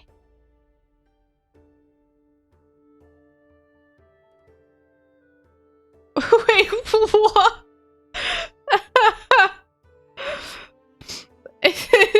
Oven mitt person is the hero we all didn't know we needed. Super cool. I like how there's just this other person at the end getting an oven mitt as well. Like, and I like that the transformation is just them putting on gloves. They got a visor. Like, no, it's awesome. Don't get me wrong. Like I said, this is the hero we all needed. Seven Course says, has someone been playing the Wonderful 101 remake? I've heard that game's good. I've never seen it. Is this similar to what happens in that game? Alright, let's have a look, see what we got here. So, nice anticipation there. Bringing the arms down before they go upwards. Wah! I feel like, again, lingering a bit more time on those. If you can spend a little bit more time getting in a few extra frames, even if you end up kind of reusing the drawing and just stretching it. Having a few more frames for either the anticipation or for this up here. So rather than just up down, we're like anticipate, huh? Down, yeah. Again, it's a rhythm thing. So rather than being like bam, bam, bam, bam, bam, things are happening. It's bam, ba bam, bam, bam, bam, bam, bam. Ba-dam, bam. Each one of those pauses is a time to let your audience appreciate or to absorb the visual information that you're feeding them. You want to give them enough time to feel something. Yeah. Because you're not just going through a series of actions. You're going action, audience reaction, action, audience reaction, and that pause gives them time to feel something. That's one of the reasons why, like, if you tell a joke, but no one in the room is laughing, like sometimes a good joke will fall flat if you don't give it enough time to be like laughed at. So if someone tells a joke and a joke and a joke and a joke and a joke and a joke and a yeah. joke, Like, why did chicken cross the road to get to the other side? yeah. You're like, oh wait, were they two separate thoughts? It went by so fast that I wasn't sure. Why did the chicken cross the road? To get to the other side! So that people know, you know? You know, I know, you know, we know. You know. You know. We know. We know. Now you know. That gives me a great idea for what the next animation challenge is going to be. So yeah. So in terms of the animation here, you want to balance slow ease-ins, ease-outs, and in-betweening with sudden pops of movement. And you want there to be a give and take between those two things in your animation so that there's a feeling of contrast in the movements and interest. Thanks, Seven. Sonic. Seventh Chords, thank you so much. Wow, you've gifted 16 subs in the channel so far. That's crazy insane or insane crazy. You say you're awesome. I'm a lady. I was trying to make a rap. Wasn't very good though. What?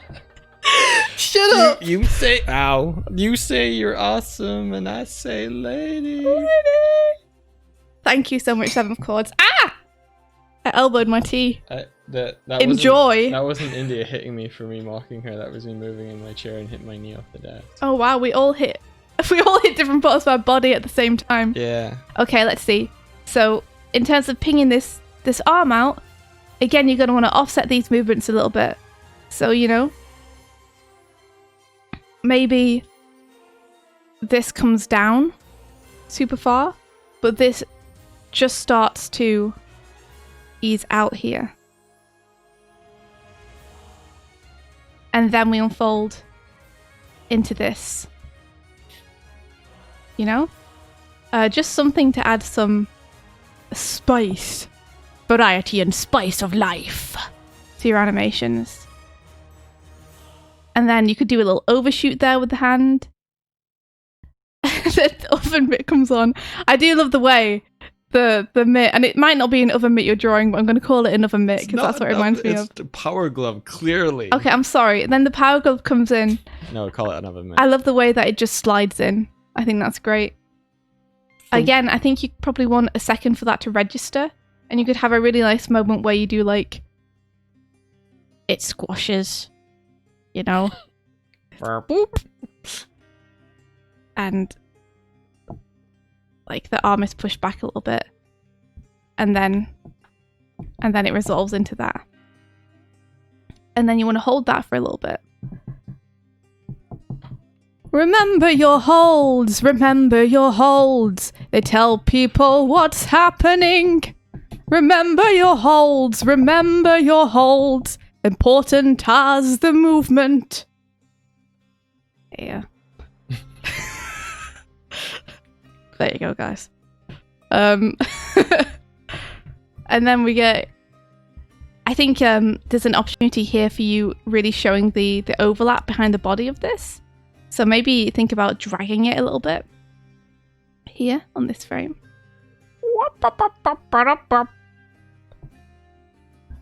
Remember when to hold them. Remember When to fold them. Remember when to use squash and stretch. Yeah, so showing some overlap here. Because it's cool that you're breaking the silhouette, but also in order to really illustrate what's happening, you want to balance that with overlapping of shapes. Very clear overlap if you can. Just to show what's in front of what. And then you could give this another frame before we get into this this extreme position. You know, have them just bringing the oven mitt up. When you've got the notion, anticipate the motion. Oh, that's good, Mike. I like that. There we go. That is the Animorning song. That's the Animorning way. There we go. And then we get bah! This other mitt, come on. And there you've got this nice squash here. I'd just do that to the other one too. Do watch out that your arm isn't getting crushed by it. Let's see, where is the end of the hand? It's here. No, that's still fine. That's still fine. It's just me being a goober. It's just me being a goober. Where's the elbow? Yeah. No, it's just me being a goober. Looks fine. Onward. Onward to the next shot. Visor time. So, whenever something enters frame, and I understand that you guys only have 3 hours to do this. Like, we encourage you guys to take 3 hours. You're welcome to take more, but we encourage 3 hours. So I understand that adding a bunch of frames of stuff happening isn't the easiest thing to do in that time.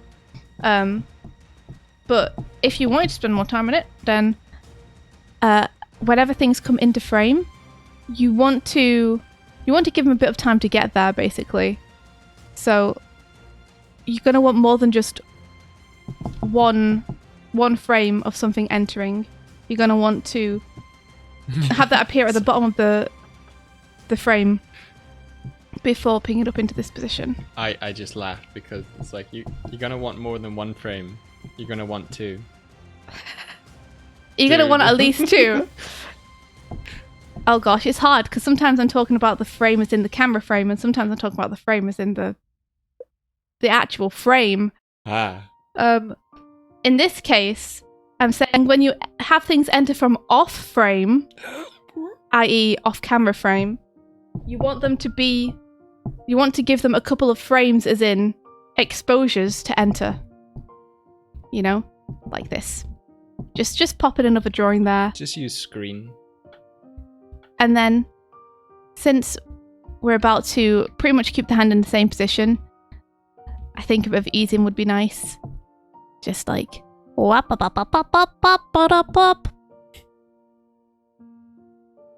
that. Easy breezy. Easy breezy! I know how to trigger India. I like this movement. Like, that little flourish there at the end is real nice. Yeah. One thing is, you can always tell when someone has drawn a hand movement without thinking about where the elbow is off screen. Because you see the way that the hand tilts here, it means they would have to bring their elbow across themselves, in front of themselves in order to do it, which feels quite unnatural. So we always know when you haven't planned out the full figure. So for this frame, the wrist would be more straight. Yeah. Yeah. Just think about where that elbow would have to be off screen in order to make that pose happen. It'd be nice to get like a little visor swing across as well. Like, swing! How do you know what I'm gonna do? You've decoded me. What do you mean? You always swing. What do you mean I always swing? You have to swing. Swing!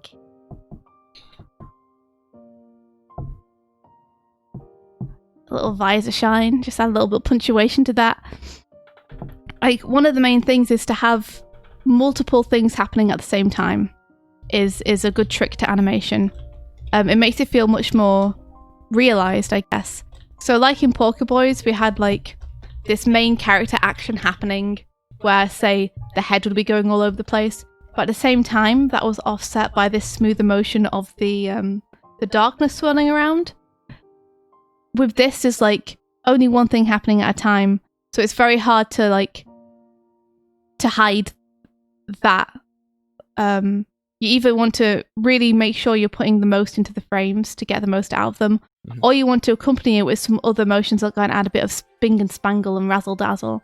So having like a visor swing or some kind of like moving background swirling around them. Gotcha. Or giving the head some motion along with this to offset it. Or panning the camera. Yeah, it just adds a bit of texture to have more than one thing happening. It's like the difference between a piece of sponge cake and a piece of sponge cake with jam and cream in the middle.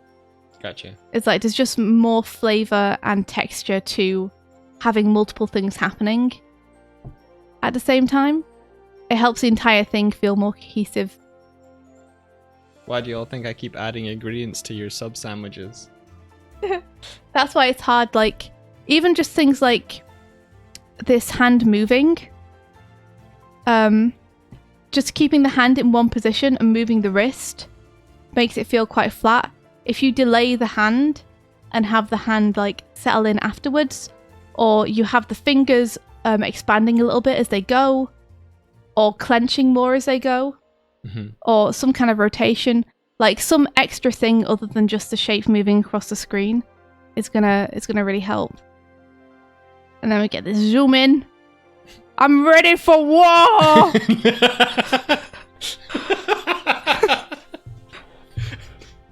Sorry. I wasn't prepared for your battle cry. Yeah, like you see here, you've pushed up the hands a little bit, and then they come down. Let's really exaggerate that pose. Let's have them be like, I'm ready for war with my oven gloves.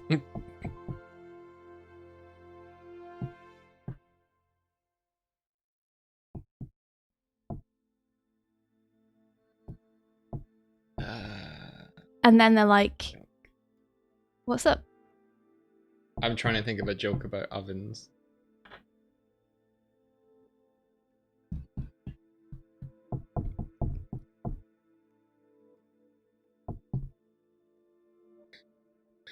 Mostly I've just come up with baking puns. In war, there's no use for half-baked ideas. Leave no person behind. Loaf no person behind. Yeah. Darkfold's just in quotes. I'm ready to get the bread out of the oven.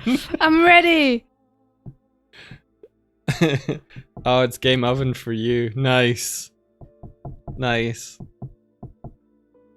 It's time for justice to rise. That's great.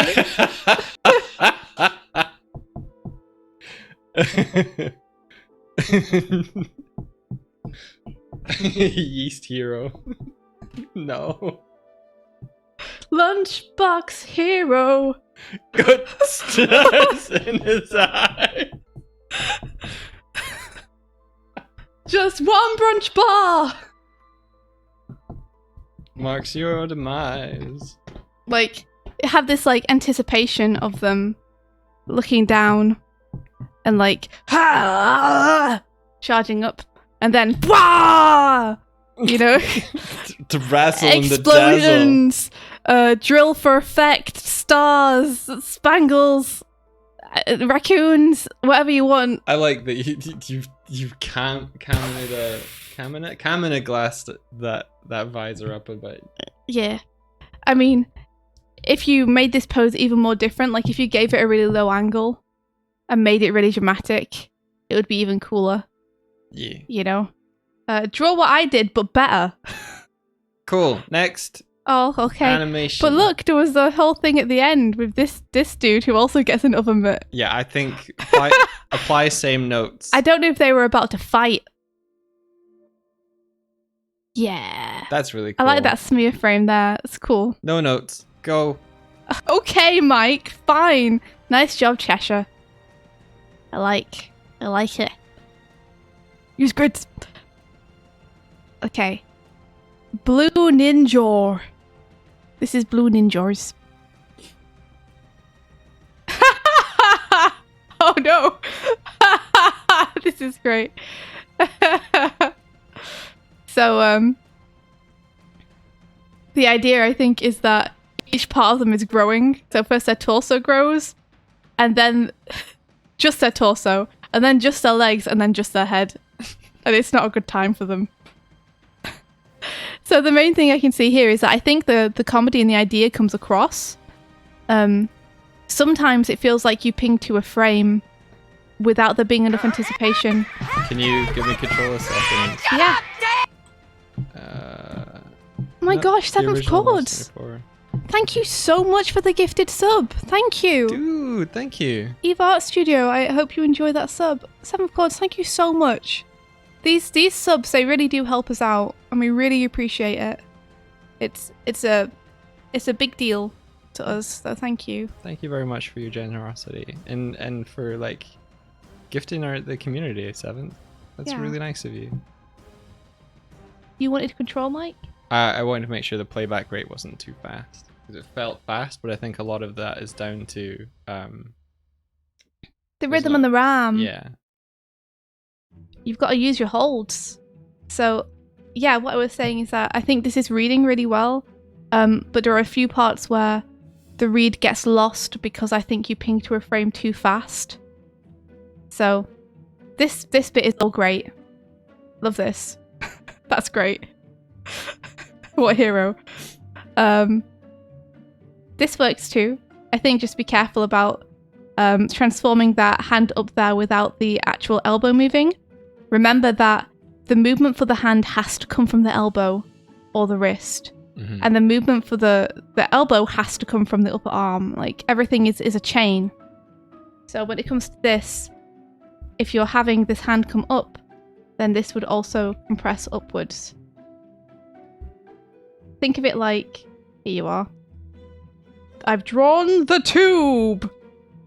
This is my tuba. I play it. So you can see here, like, we want the underside of that to come up with the wrist.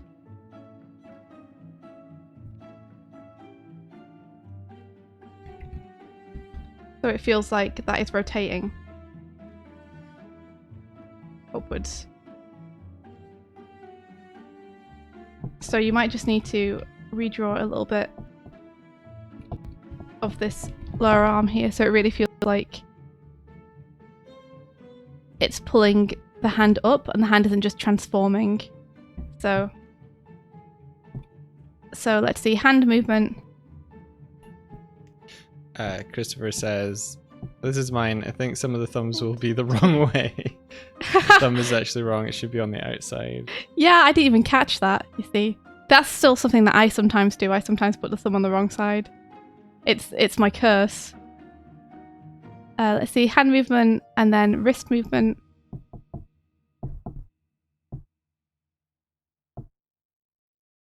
Forearm. Upper arm. So, like, remember that the chain of movement, one thing can't really move without the other.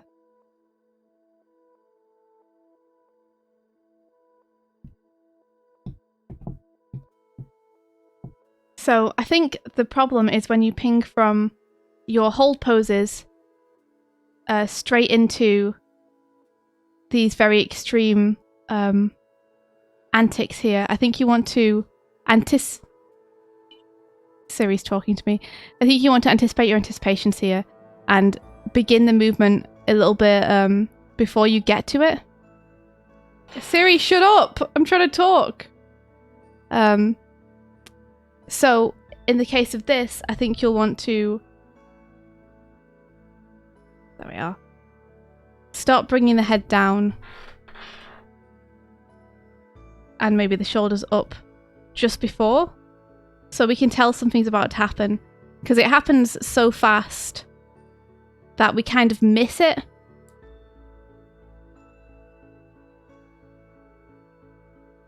Let's see, let me have a look at this.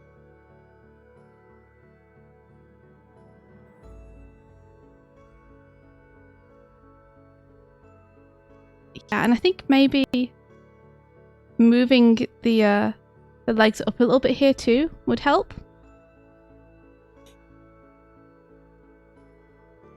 Just like move this entire section up a little bit. Just in terms of smoothing into the next pose. And I think an overshoot would really help to draw attention to the legs specifically. So when you hit this pose here, having those legs overshoot to here to draw attention to the part of the body that you're like, this has changed now. Mm-hmm. It's going to really help. So I'm just going to move this all up. Just for a frame, just to stretch it up and bounce back down to that. And then we have them looking down, which again works. However, the crosshair of their face is still pretty much in the middle. So if you want to show them looking down, like, be sure that you really get that. Yeah. You know, just making things as clear as possible in your poses. I think working on and really communicating the rotation of these 3D forms will go a long way to improving your work. Yeah. Like, remember that the torso will distort if the shoulders are coming down over it. Yeah, so you want to overlap that rib cage over, because you're still kind of showing the belly button. You want to obscure that. But that would be squashing. Yeah. You know? Like this. Sorry, it made a face. I saw a picture that I think it was like Charles Heston or something. He was the actor that was in Planet of the Apes. Oh yeah? And someone was like, he had the amazing skill to replicate his face with his torso. And, and there's a picture of him, and his torso does look like his own face. Oh my gosh, I want to see it, Mike. That sounds amazing. Oh man, okay. Sorry, I think this pose is funny. If you push the legs apart a little bit, like what went on here then? You know? But yeah, just like making sure that everything you do, make sure you know what the chain of command in the body is, you know? Make sure you know what's going to be going down, what's going to be going up. That's why anatomy and animation is so important, and why it's going to help you out and make things feel more convincing. Unfortunately, the picture of him is him in a hammock, so I'm not sure I can actually show it on stream. Why are hammocks against Twitch rules or something? You know the underwear for guys that are called hammocks. Oh, a banana hammock. Oh, come on. Come on, you gotta show it. I'll show you. Okay, I'll deem whether it's good enough to show everyone. Let me just move my mug.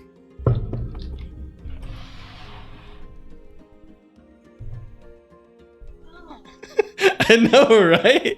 Like the shadowing on his brow and stuff. Whoa.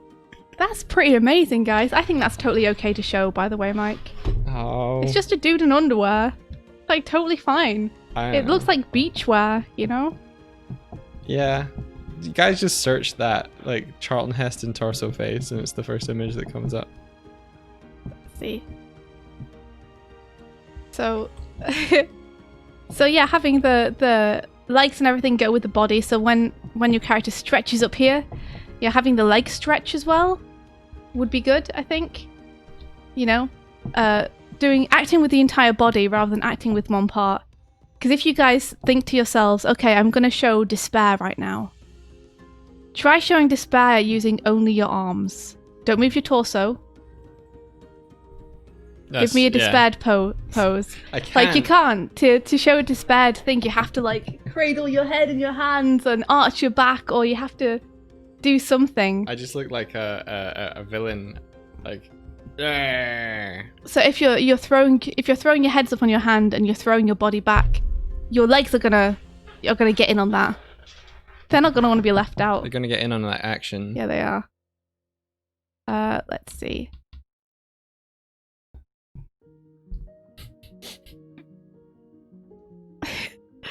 So I love this bit where the head grows super big. I think take a look at Verdi's submission for this and like really watch how she like has mass travel through the form of the body out into those arms, because she was doing a very similar thing with like mass traveling, and I think she was pulling off pretty well. Yeah, I think if you add an in-between between these two, +1 in between, it'll sell it a little bit better. Like this head getting big. If the head's growing and that's the point of it, I think you really want to show that happening in more than just like 2 frames.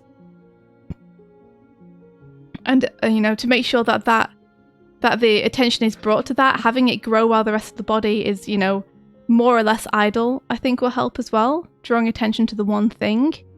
But yeah, between these 2 frames, I think you could do with another in between.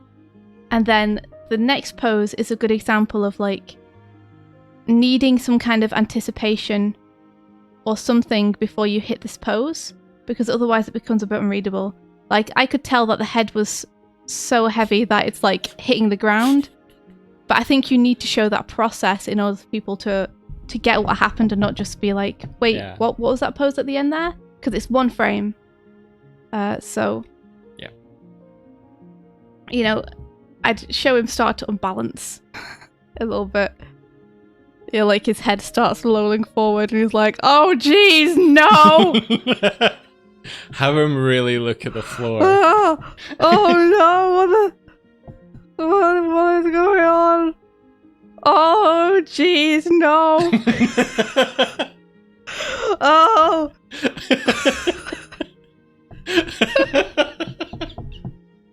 You're cracking yourself up. Sorry, it was the wobbly legs that got me. He's like, you know, really, like Mike said, really looking down.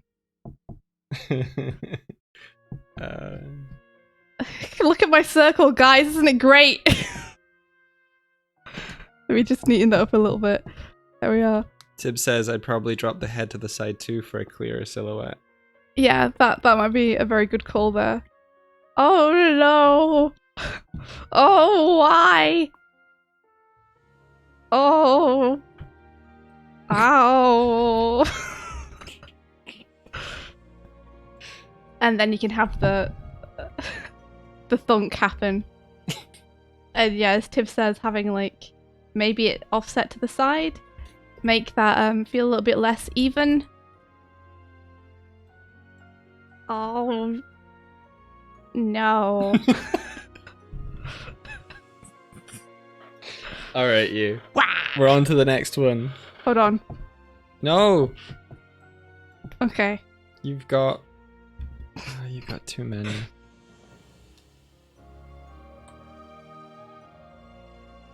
Okay. Let's see. So this is Phoenix Kings. Hey, Phoenix King! Whoop whoop whoop whoop. Let's have a look. Oh, nice. Nice job on not hiding the transformation there. I think my note for this, the drawings are lovely, Phoenix King. So nice job I think my note would be very similar to the note for... who was it? This one. Toon Scribbles. I would say the spacing at the minute just feels a little bit even for this character landing. Like, if you want to show the weight, I think you really want to get some fast and slows in there. Technical terms, fasts and slows. So the poses are all nice, but I think your spacing is a little bit even. Yeah, they should be accelerating as they're traveling toward the ground. Yeah, and it might help to either pull the camera out or have the camera follow this character for like half a second or something before they land. Because I know that if you have them accelerate in, they're only going to be on screen for like 2 frames before they transform because they'll be flying in fast, right? Mm-hmm. So the solution to that would be either to pull the camera out so you can see them on screen for longer even though they're traveling fast, or to follow them with the camera before they land. Yeah. Yeah, like, I can see this drawing as a transformation. I think you could hide that very effectively by just having stuff like this.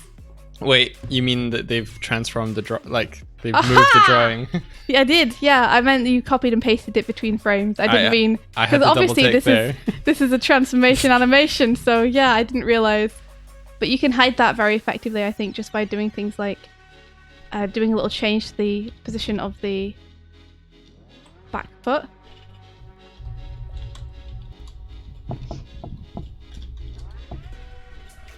I'll just write the technical terminology, which is sneaky, sneaky.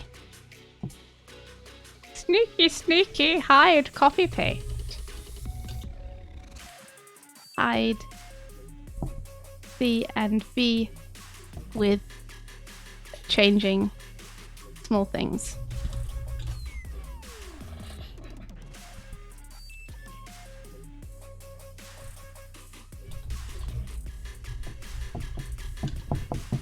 No one will ever know. Snaky, snaky. Snaky, snaky. And since they're about to land as well, you could get their paws like at the ready. Like, I'm bringing it up because I'm getting ready to land. Bring out the landing gear. Wouldn't they bring them down for a land like that? Well, I'm anticipating. Ah. Also, though, you do have a point because the next... If I was going to do this, the next frame, I would also have them up. Show them beans. But since they're not up, you could totally choose to just keep those paws facing down.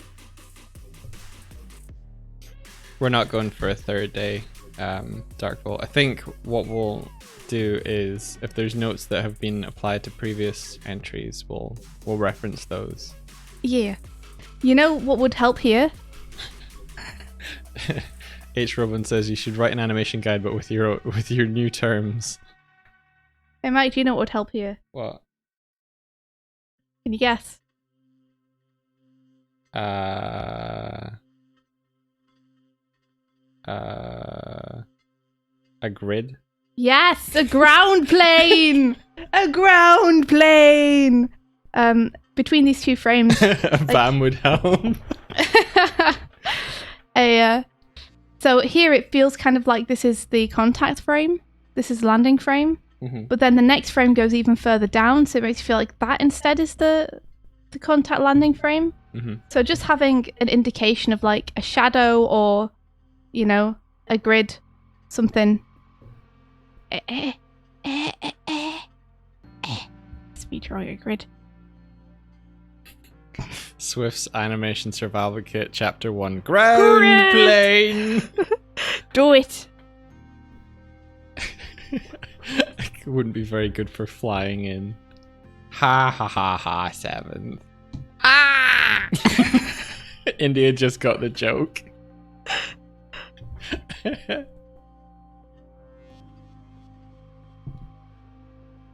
Yeah.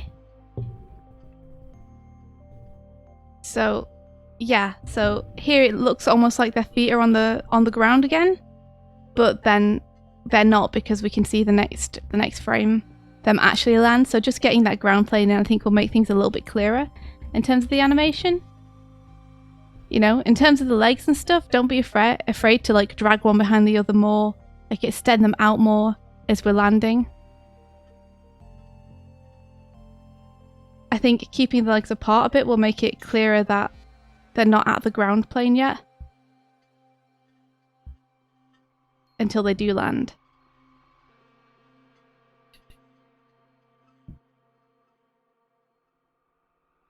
And then feel free to like hold this for a little bit once they land. Yeah. To get some more unevenness in that timing. I guess the main thing about the spacing that I should say is you want this landing to be faster when they initially come down, and then when the weight settles in, you want that bit to be a bit slower. At the minute, the landing feels quite slow.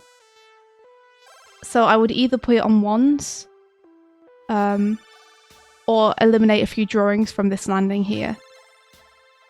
And then spend more time in this like push-up phase here.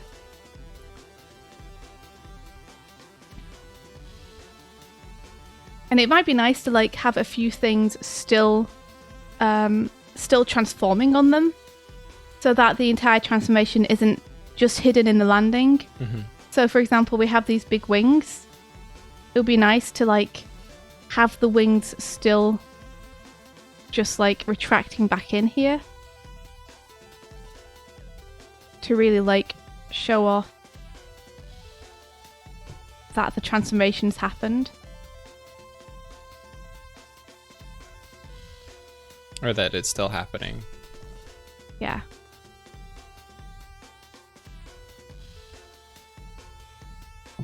And you can use the torso turn to obscure how those are fitting into their back. If needs be. Yeah. Alrighty. I did a bad frame. Hold on. Delete that. They're writing your animation book in the chat. Oh no. Well, you guys can feel free to write it and publish it and just give me all the credit. Like, you know, I will allow you guys to do that because I'm kind of benevolent. I will allow you to write an animation book for me and then let me take all the credit for it. But only because I'm very kind. Only because you're kind. Yeah, delaying that extra bit of movement, I think. Even having it during the hold as well would be nice. Just something to overlap those two. So that everything isn't happening simultaneously. Again, delaying the action, overlapping the action, all this stuff like really helps to add texture to your animations. And other than that, just look to make your spacing a little bit less even on this, I think. Faster fast, slower slows. Really think about showing the weight through having a fast landing and then a slow rise. Sorry. How to plagiarize an autobiography, I swear. Dark Volt's like, I made a bad frame, Swift 2020, but I just thought of an image of you. I made a bad frame. You crossed over with Sans. Are you ready to make a bad frame? No, it just says, you're gonna have a bad timing. Animation difficult or whatever. Oh man. You know, it happens to all of us. And it happens multiple times to me every time I draw. Let's see, this is Child's Ego. I think that might not be the name of the artist. I feel that might be the name of the animation. No, I think that was who submitted. Okay. Where is it? Child's Ego. Chid's Ego. Chid's Ego. I explained it a little bit more. I was like, Child's Ego. What an introspective name. How do I have this but don't... Yeah, Chid's Ego. That's their Twitter handle. Let's have a look. Child's Ego. Oh, that's nice. So, the thing that I think could help this the most, because I like a lot of stuff about this immediately. It's nice that you're like overlapping the different actions here. You know, we have this come out while the child is like, I don't know why I keep calling it child. I think because now I said Child's Ego, I'm like fixated on the idea. Just as a child. We have this come up, and then we have the child raise their head and raise up, and meanwhile we have this kind of background thing going on, and then we have the wings come out with the sparkles, and then I think this is the part that I would want you to focus on, like really digging into and having fun with, is the wings folding back. Because right now we only have one frame where it's almost to its completed pose, and then the final frame, and the final frame is only on screen for one frame. So I think you really need to make sure you hold for like at least 12, you know, just to let people see what's happened. And in terms of this, oh man, the pen is not working very well. Could add a lot of fun breakdowns.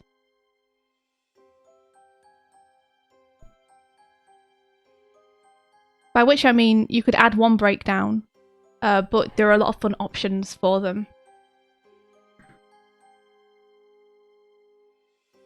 Like, this is our child. Trying to draw the L for you folks. Can't get it in. This is our child up here. You know, you could have them flap down like this. Or you could have one of them start to fold while the other kind of stretches out almost. You could have them kind of come around but at different rates. There's a lot of stuff you could do. Lots of options. Breakdown is where you get a lot of the how something moves, like that's how it moves, which gives a lot of personality to the movements. Yeah, exactly. So if you have two keys, a lot of the time if you throw the breakdown off slightly so it's not directly in between those two keys, that will give you a lot of automatic overlap in your actions. So for example, a hand going from a fist to a point, depending on what you do with that breakdown, you know, the thing that a lot of people just starting out do is they'll just do a straight in between the two, where the finger is starting to curl out and the fist is just opening, and it creates a very like even, you know, I hesitate to say boring, but very vanilla type movement. Whereas do you want to ping the finger out first? Do you want to open the hand and then point? Yeah. Do you want to have the hand go down in space then up and point? Like one's a motion and one's a motivated action. One's emotion and one's emotion.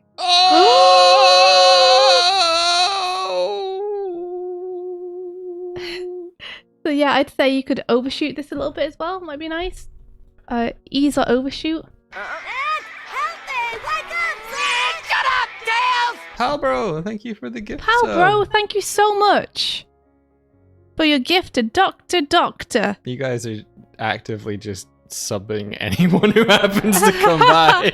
We really appreciate it. Thank you.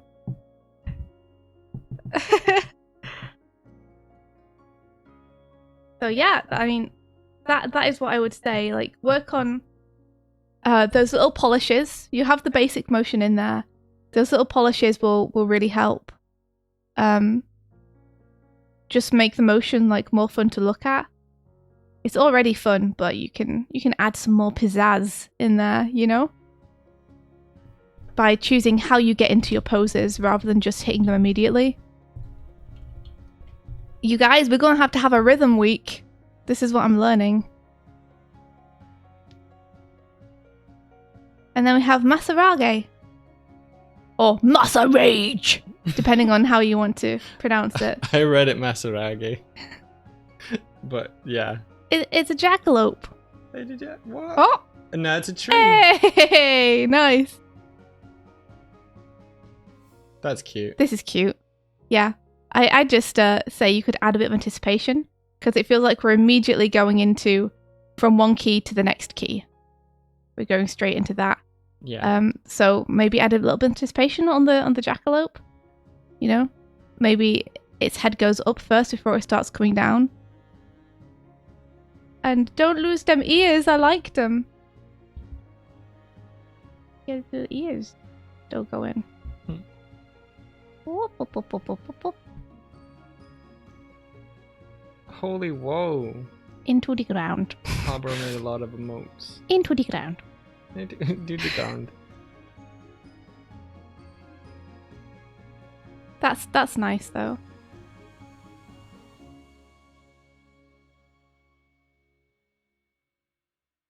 I like it. I don't have a lot of critique on this one. I think it's quite nice. It feels very picture booky, which is nice.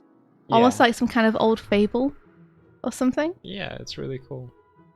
Next animation. Oh, next animation already? Yeah. I just want to appreciate this one for a second. The drawings are really nice, and I really like the type of brush that you've used as well. You know?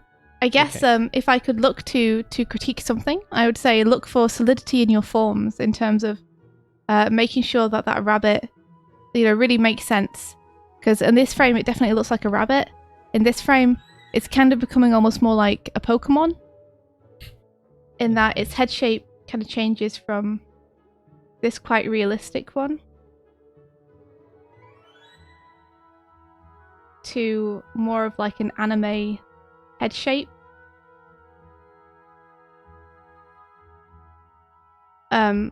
So just be wary of that. Like, look to really like plan out and solidify your forms and figure out how everything is working, so that as you turn things in space, you can keep them like really consistent.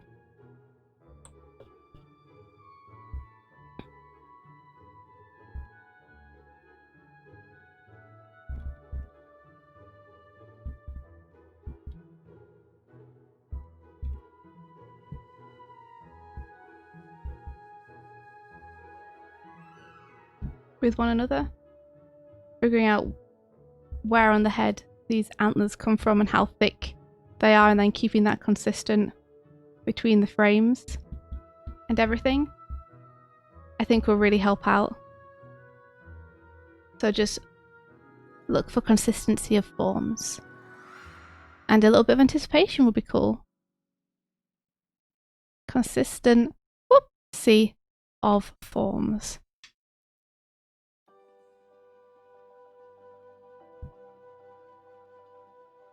Let me just rub that out. And let me write at the beginning. Antic would be cool. H. Robin says, I want 10 of this little creature, thanks. Yeah, isn't it adorable? H. Robin is the animator who animated the Animal Crossing transformation. Oh my gosh, match that it's up. so cute. I love it. All right, now let's move on to film charts. Flipper clip.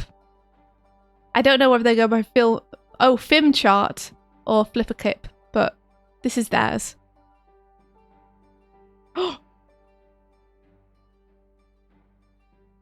Oh, cool.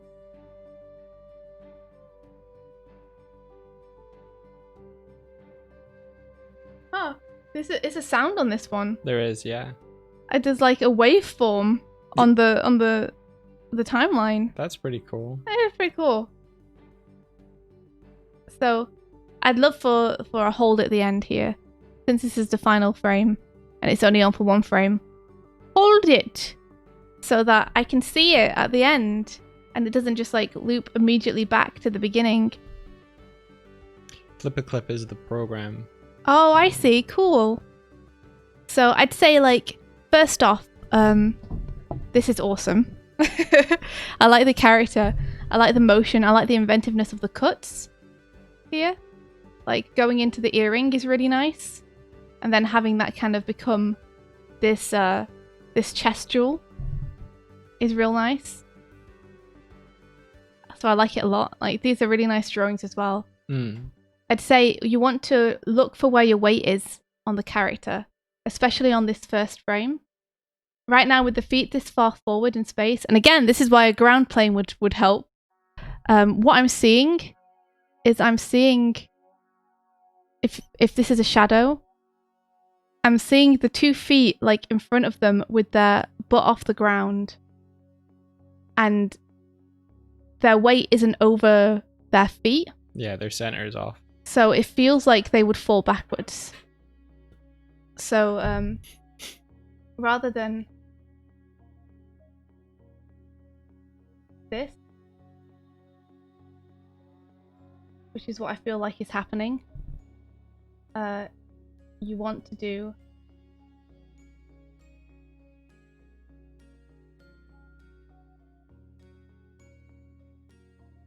this. Hold on, let me do a better drawing of that, because this is important. This is an important note for people, just in general. So I want to make sure I get it so it's easily readable. And on a completely like antithesis to your I need to do a proper drawing, these look like diagrams you would find in a Japanese toilet. Oh yeah, there are, aren't there? They're like, this is how you sit on the toilet. And I'm like, do people really need to be told how to sit on the toilet? Apparently. I'm sure some people do.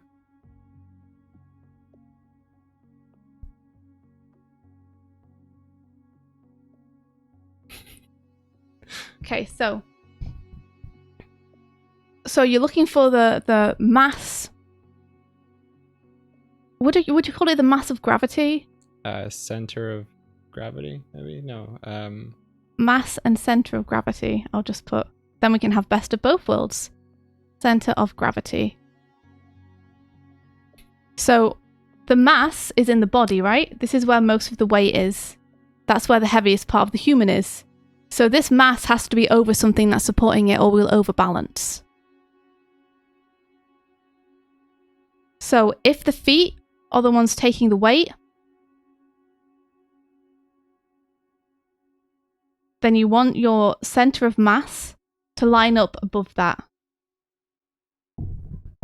for it to feel convincingly like you can suspend yourself. Otherwise there'll be a lot of strain.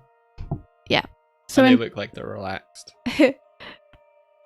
Or they have like such strong, their feet are nailed to the floor and they have incredible thigh muscles. Yeah.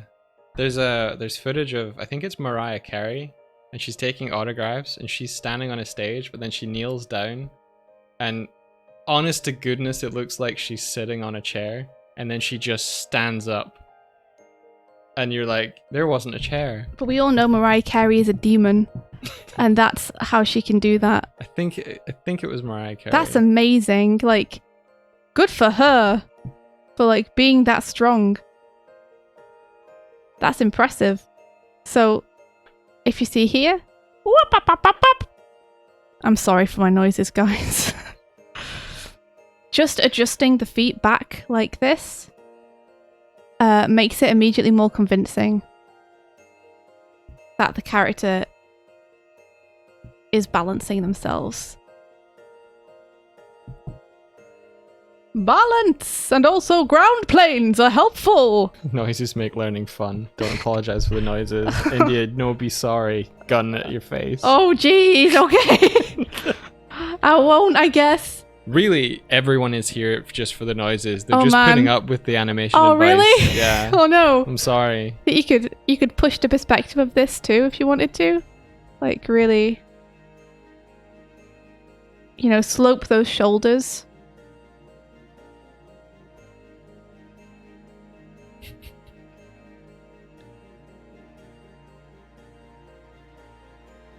Push the persp. That's my new phrase that I just made up now. Push the persp. Push the persp. Guys. Not only does she want you to push the perspective in your drawings, she wants you to push the perspiration. Push the what? Perspective. The what, sorry? Perspective. I'm sorry, I don't understand you. The what? The persp. Oh, the persp. Yes. And also the perspiration taken in your drawings. Push it. Make it. Push it. Push it real good. Yeah, you gotta know where the ground plane is so you know where to push it. Push it! For those that don't know what the next challenge is, the next one will involve doing a backflip in 12 drawings, but you have to have a ground plane in there or we won't look at it. You're disqualified if you don't have a ground plane or a grid. So yeah, you could push this forward in space a little bit. That would be fun. Just to add a bit of perspective to the drawing. Relieve some of that flatness a little bit. Like, remember guys, forced perspective is fun, and you can do it anytime you want. What? Yeah. It's true. So, when they lift this up, one thing I'm noticing is that the bat is lifting up at like a straight angle pretty much all the way. If you want to show some cool weight, then have that drag a little bit, you know, as the hand lifts it up. Vert MB says, do I have to use all 12 frames or can I do it in less? Just yell. You have to use all 12 frames. It just showed madness at them.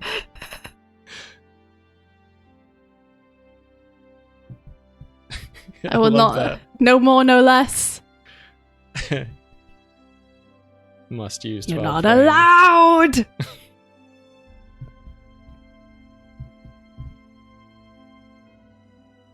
So yeah, like, show weight.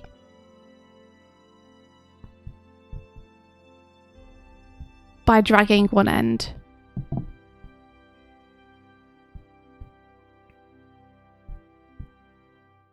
Like, this is why the drawings are important, though. It's like, how much information can you cram into a pose?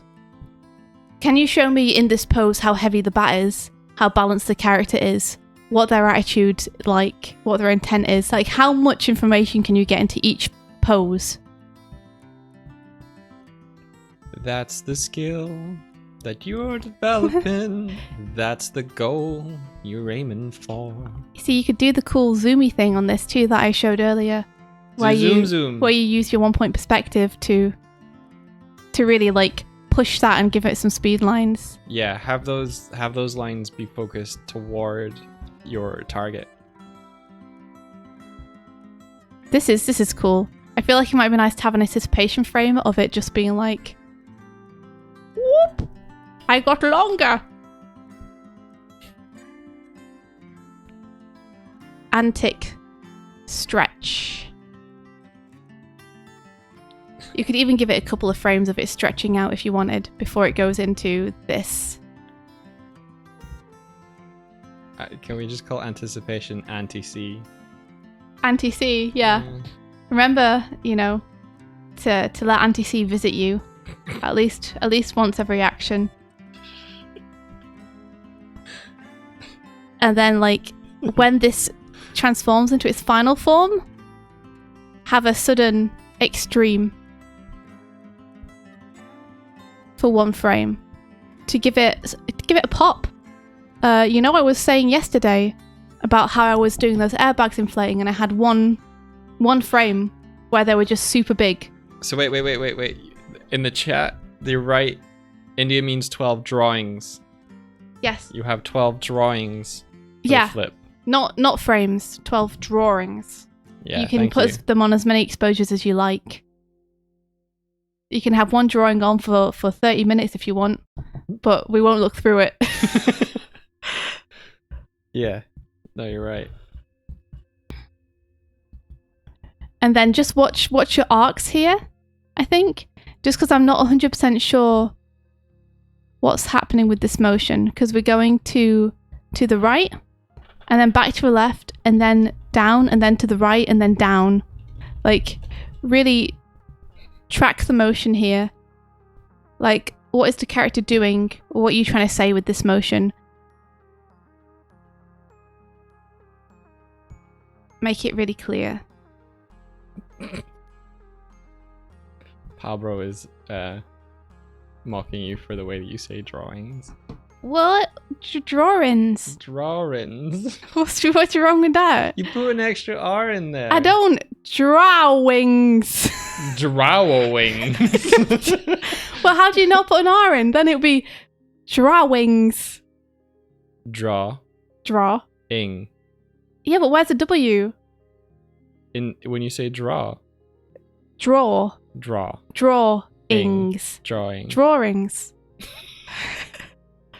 Whatever, man.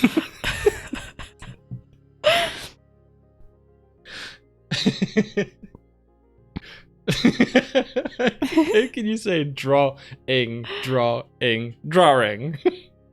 Drawing. There, you happy? This is a great drawing. So happy. I love this drawing. It's great. Okay. Apologies to those who are finding us in the VOD and have made it through like 2 hours Of us being being ridiculous. So just watch your volumes here with the head. Watch volumes so that they don't change too much between the drawings. The drawings. That's really nice. The drag on this earring here is super nice. Like it a lot. And then here, I think you could push this even bigger. Since we're already establishing that we're zooming into it, it kind of feels like a natural progression of the motion for it to get bigger faster. You know? Wah-ba-ba-ba, wah-ba-ba-ba, wah-ba-ba-ba-ba-ba. Yeah. And then I think it would be nice, like, rather than just cutting straight from this pink to her, either to have the pink get reabsorbed back into this, like a... I'd agree. Or to have some kind of nice smoky thing like Bulka Boy had, where the pink kind of unwraps from around her.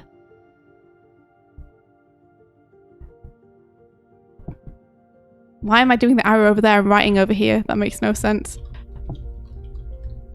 Pink gets sucked in. You heard it here first, guys. Pink gets sucked in.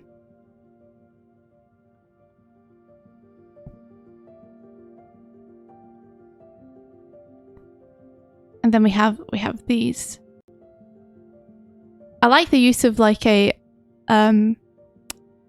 what would you call it? Impact frame here, I guess, a flash. To have like these loops and then that. I think in order to show really what's happened, you're gonna want to add some like flares on here. To be like ching. Oh, that's cool. You know?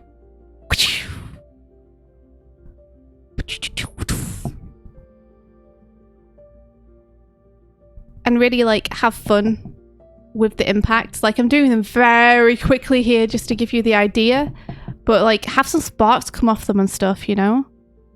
So you can really see what's happened. And you could even have her react to that. So have like one frame here of her like being squeezed in by them before they return to normal. Mm-hmm. And then I think you want to hold this. Again, don't forget your holds. They're as important as the movement is. So we can see pose. It's all about punctuation. Think of your holds like full stops, and think about trying to write an interesting paragraph without using new lines or full stops. Yeah.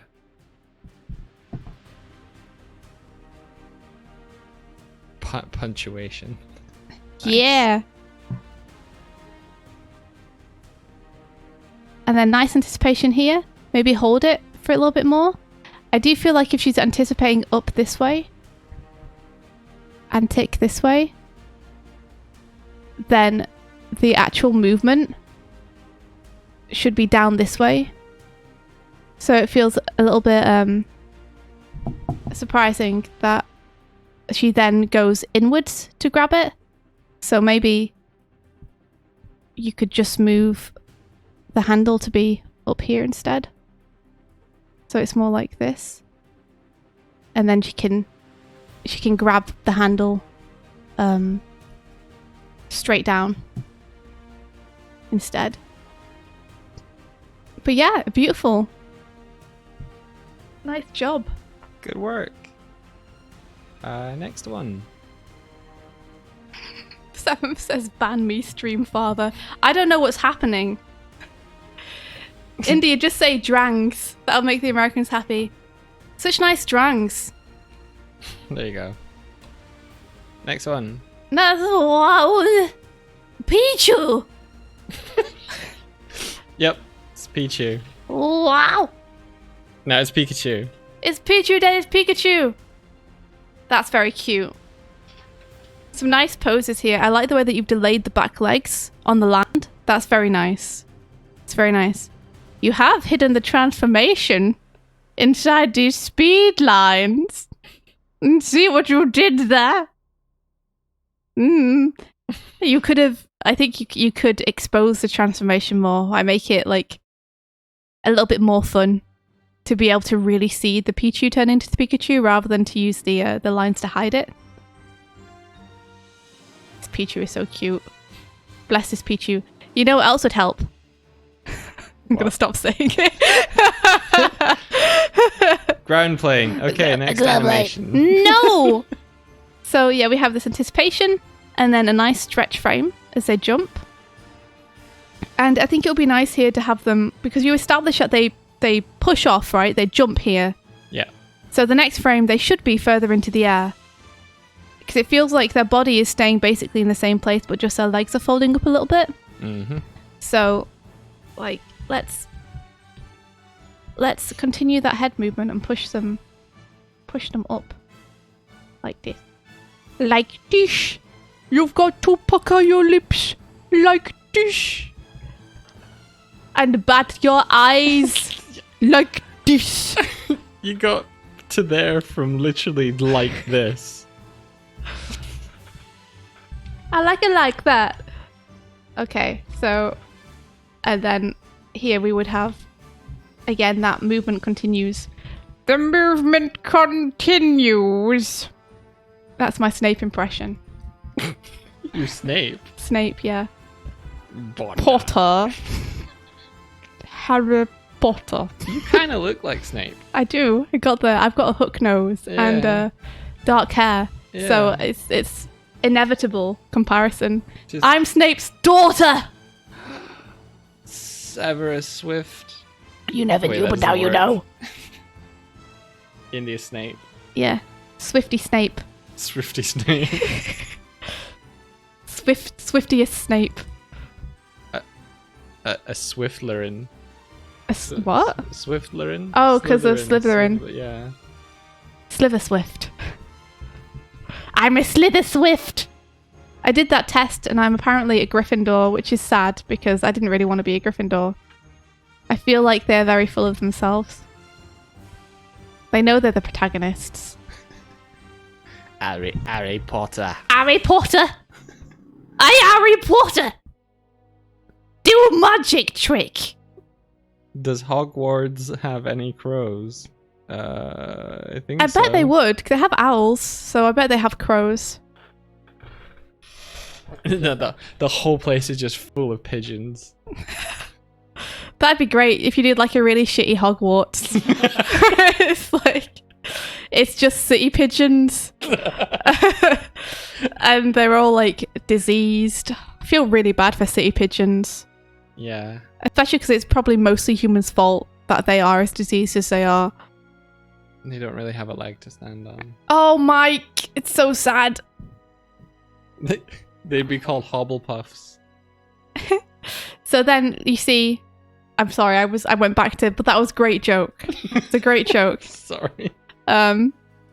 So we continue this arc here, which is great, but then it kind of feels like it almost comes back with the head here. So I think you could continue the head motion a little bit further forward.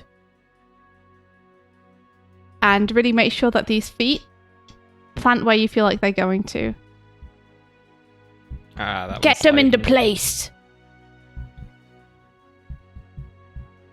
And then again, like I really like the way that the the legs are delayed here. That's nice. You really want to plant your feet in the ground plane. Plant them in the ground plane. It's really bad. You've lost it. You've lost it. You had some good jokes for about 5 minutes. And then you got to sow the motion. Offset the settle. Off-settle. Okay. Off-settle. Off-settle. Offset the settle on the end here a little bit. Just so that the ears and the tail aren't both like on the same timing. But yeah, it would be really nice to see your Pichu transform more visually, to be able to see the transformation. I would like that. But other than that, just watch the spacing you have on your arcs and watch your arcs themselves, I would say. Maybe just track the head. This is my suggestion. Just track head over frames. And check that arc. Check arc. Refine. But I really like the lovely delay. Yeah. So cute. All right. Onward. Oh, wait, we didn't even say. That was someone on. Someone on. I think it's someone. I know. I was trying to say it in a way that people would be able to search it. Oh, SOM10N. Okay, let's wait. I almost skipped one by accident. This one's by Jack. This one's by Jack Muno. Yeah. I hope I said that right. What? Oh no! I mean, I'm not 100% sure what's happening, but I love it. Like, I especially love the expressiveness of this pose. Wah! Because we might not necessarily know what's happened to his head. It seems to have split in two and then floated up to the top of the screen, where it is now residing. But we know how the body feels about it, which is wow! What? So that's great. Like, see how fast the drawings can be, but also how clear the posing can be. Yeah. Because, you know, that's a mood, to use slang that the kids say. He just vibing. Yeah. So look to maintain your volumes, because the head splits into two, but those two volumes don't feel like they represent the head as a whole. The head felt like it was larger. Feels like it would be more like this. And you could even like pull that hair back, you know? Drag on hair. There's a crow mail. There's a crow mail? You do it. Oh no, go, you're about to do it. Oh man, you're so bad at it. Come on. Put some backbone into it.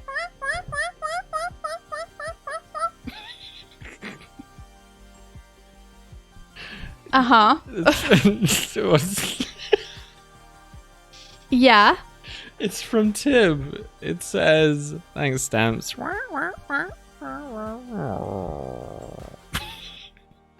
Sending love and hugs for the bird and bear. I hope you are both doing well in these times, and I have some cake which you may come to collect unless it's all been eaten by the time you get here. Oh. Much love, Tib.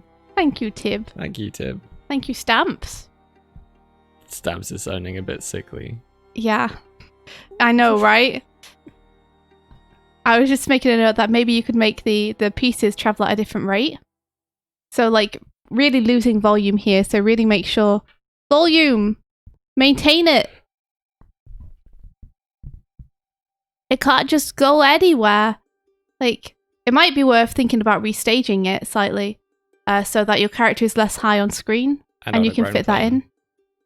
And on a ground plane. And on a ground plane.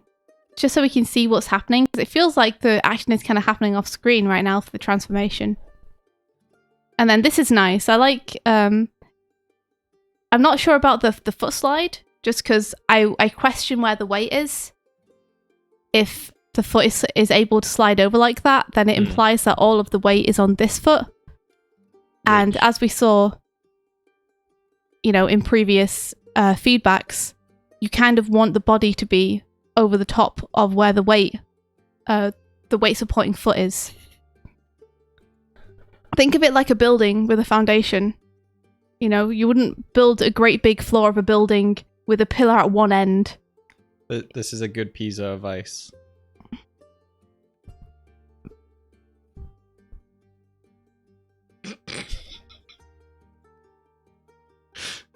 She's so disappointed. Watch where the weight is.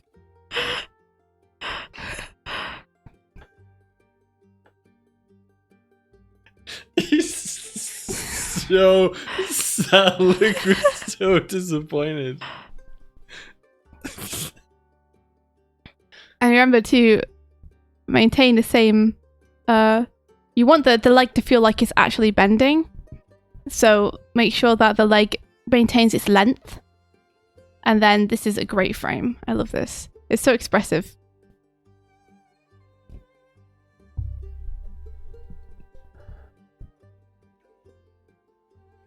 And I love the way you just pop into it as well. We have this nice anticipation and then bam! Straight into that. And then a scramble, which is fun. I do wonder what's happening here. Is this the hand wiping? It's getting a little unclear. I think, yeah, gets a little bit unclear here. But I think they're getting sucked back up into the bean. I'm calling it a bean. Right, okay.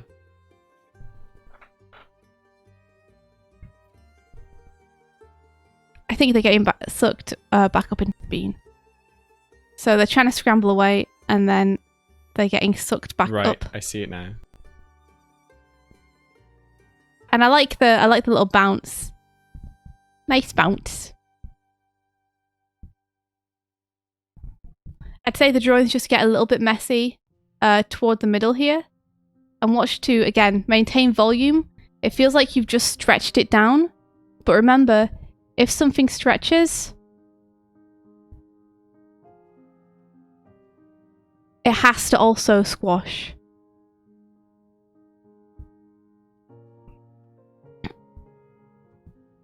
How would I put this in a very clear way? Yeah, remember, it's not squash or stretch, it's squash and stretch. Yeah. It must also squash. So we have this nice stretch here, which makes complete sense, but then it would have to get thinner to do that because the extra mass that's pushing up and down here is coming from somewhere within the bean. It's not just growing. Like, it has to come from within. Much like your belief in yourself, it has to come from within. Exceptions to that rule are smears, where you're actually showing the volume of, like... over time. Yeah. That's simulating a cambler, though, so it's a different technique. Yep. Which I don't think this was. Yeah, so remember, like, you want to maintain that volume. And that's one of the reasons that I think Verti's growing muscles felt like they were really growing, is you could see the mass inside deforming and traveling around. So just make sure that you are maintaining the volumes. That would be my main note. And also, I think these drawings, if you clear them up a little bit to make it more obvious what's happening, then it'll sell a lot better. But the poses are nice and strong, especially here in terms of the acting. So, good job. Good job. They're all human beings. Nick just has to transform. Let's do it. Oh no. Oh no, my arm! I like this guy's really like, why? Why me? Oh! Like, he's got some good acting going on with his facial expressions here. I like it. So I think you want to make sure that you're really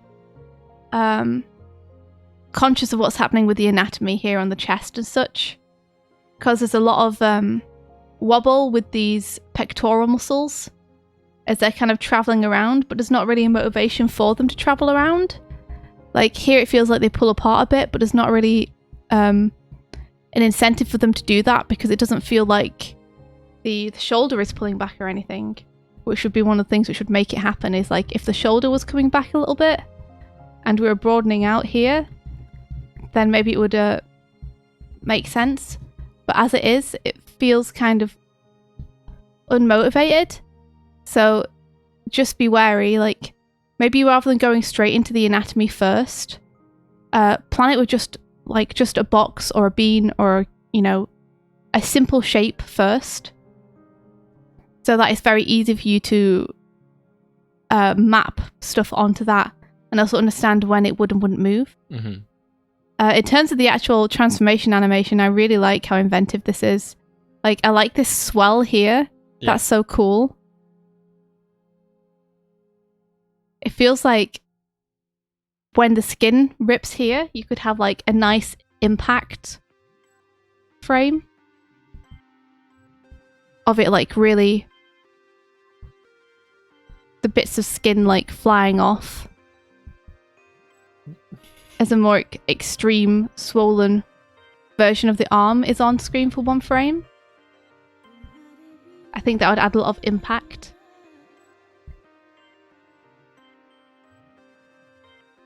Frame here. I think it would be pretty badass.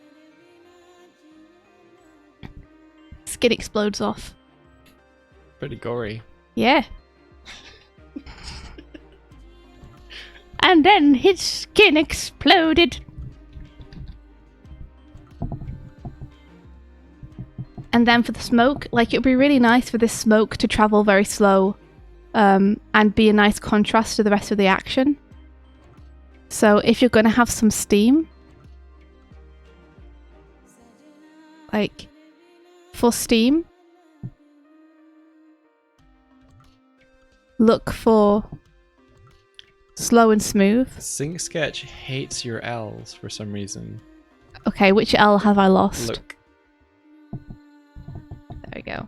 Thank you. That's like... And then this is really fun. The 15th lost L. How it rotates around. I think you really want to look at maintaining your volume though, again.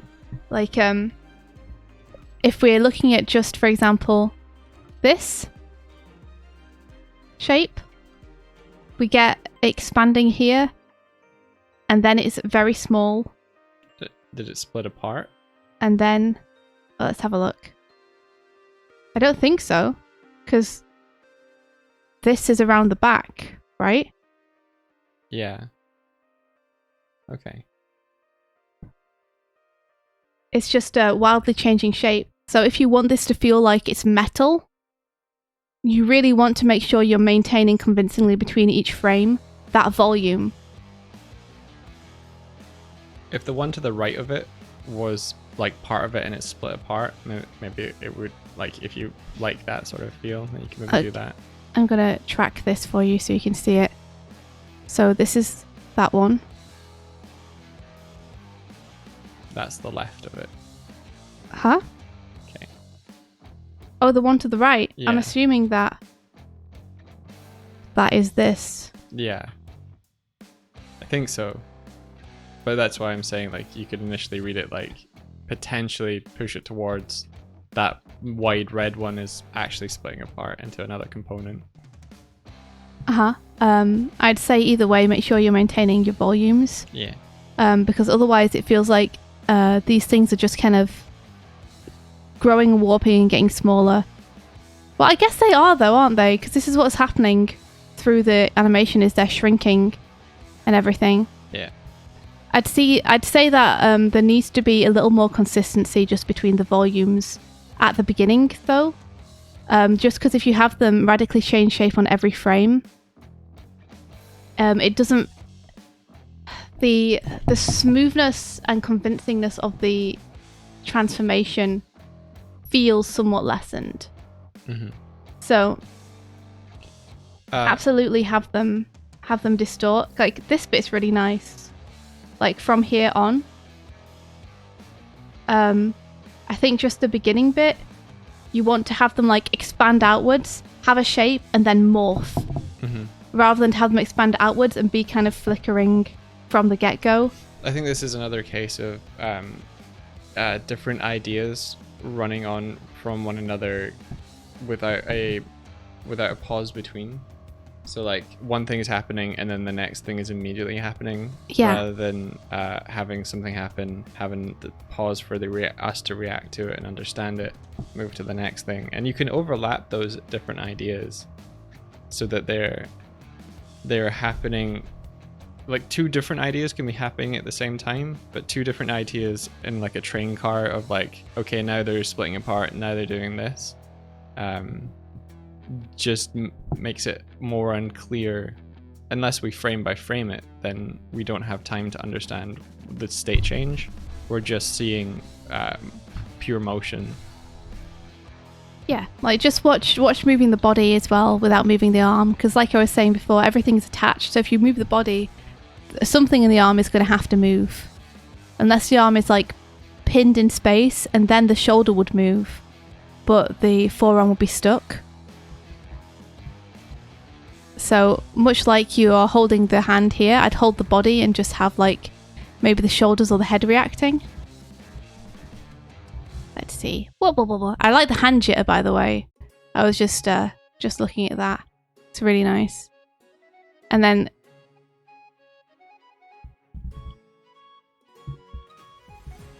again, this is transforming, but it's meant to be transforming, I believe.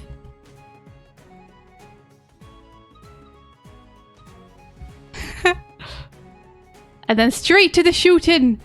So look for your arcs here.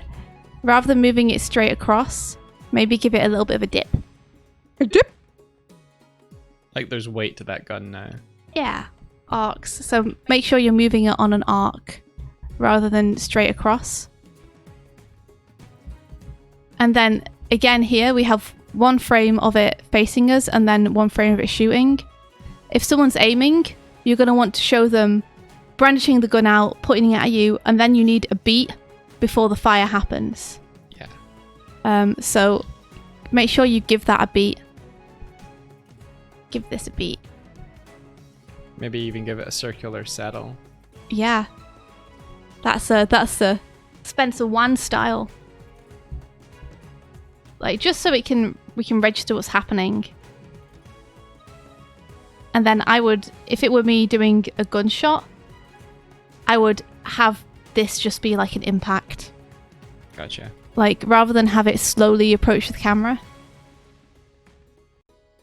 just have it go straight to the impact. But yeah, there's a lot of stuff you're doing here with the face that I think is really cool in terms of turning the head around and rotating it and gesturing with the hand. But I think you want to give each of those emotions time to read, because at the minute everything is on ones and there's not really a hold on any one expression at any point. I think you want to pace it more like, oh no, ha, ha. Hold on, I slipped. Her, ha, bam. Yeah. Rather than all the way through.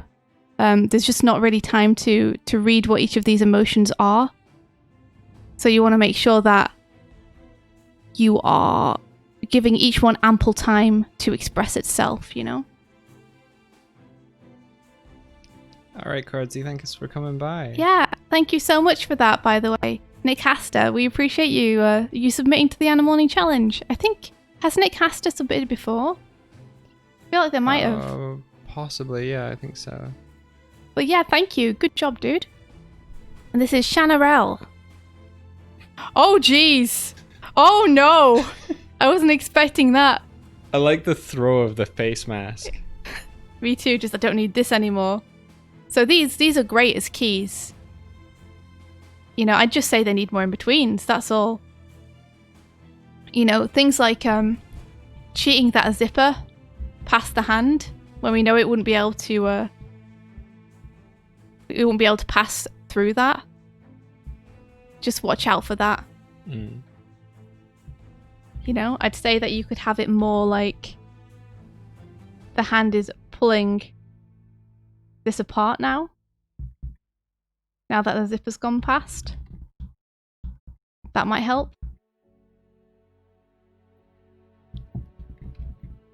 If the hand goes to kind of open it instead. I think this is another case where you might want the entire body to engage more. Yeah. So by the point it gets to this, I feel like maybe the legs would have bent a little bit. With those two tentacles nestled where they are, there's a potential for the beginning of this to be like showing cleavage and then and then tentacles. Yeah, this is great though. Like I really like this idea. I think you just want to engage the entire body a bit more, and this is great as keyframes, but I think definitely some in-betweens would help this. Because it's all on ones at the minute. And there's definitely like a big gap between this and this. Yeah. That I think you'll just want to fill in. Really clever idea. Yeah, I love the idea. Have fun with it though, you know? Things like this hand just dragging and then continuing its motion on. Like, you don't want things to stop dead.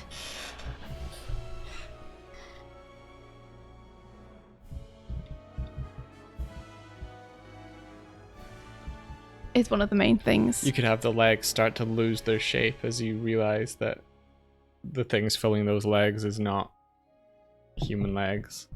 Yeah.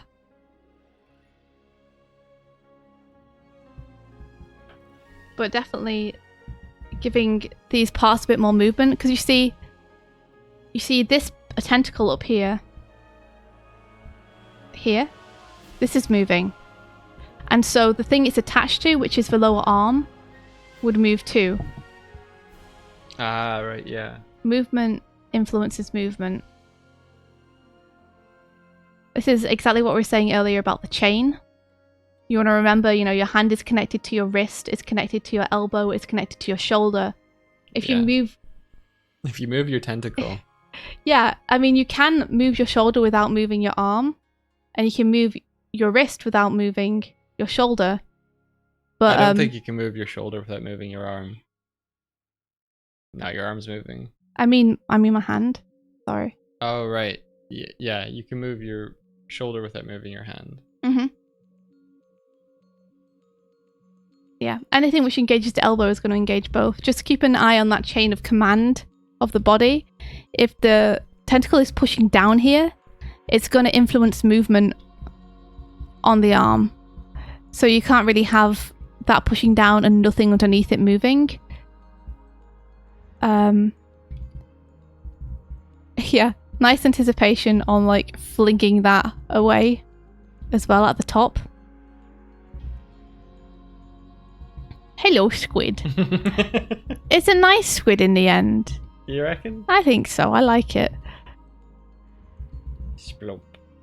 But yeah, like we can have if we go and put some in-betweens between this, you can have a really nice like wet slop onto the ground where you really like squeeze out those tentacles and then contract them back in as it gets up. You know, because it could be a real splat moment here if you wanted it to be. Sorry, it should be really fun. Roman's like, me, when I open up to people. I was a squid all along. And we're like, don't worry, we love you as a squid.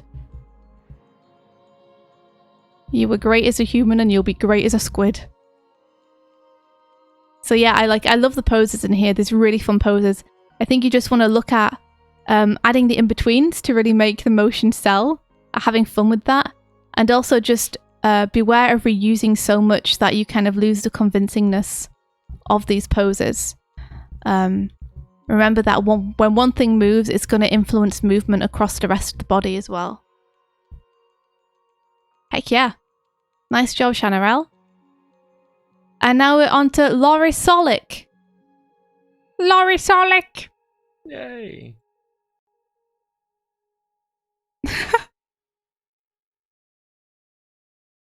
I know that feeling. Oh, jeez! I love that the arm just goes as long as it needs to go to get to that button. That's fun. We even have a little camera moving there at the end. She's nice. Bop, bop. I like the crisp packets and everything go everywhere. Me too. I like the way this is paced out. I think, again, the spacing feels a little bit even on everything. Mm-hmm. You could really, you could lean into those fasts and those slows to really make some pops happen and some nice eases happen. So it's a great setup, just this child pushing the button.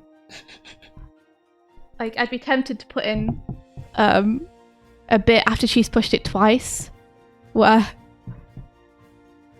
she's just like hammering that thing.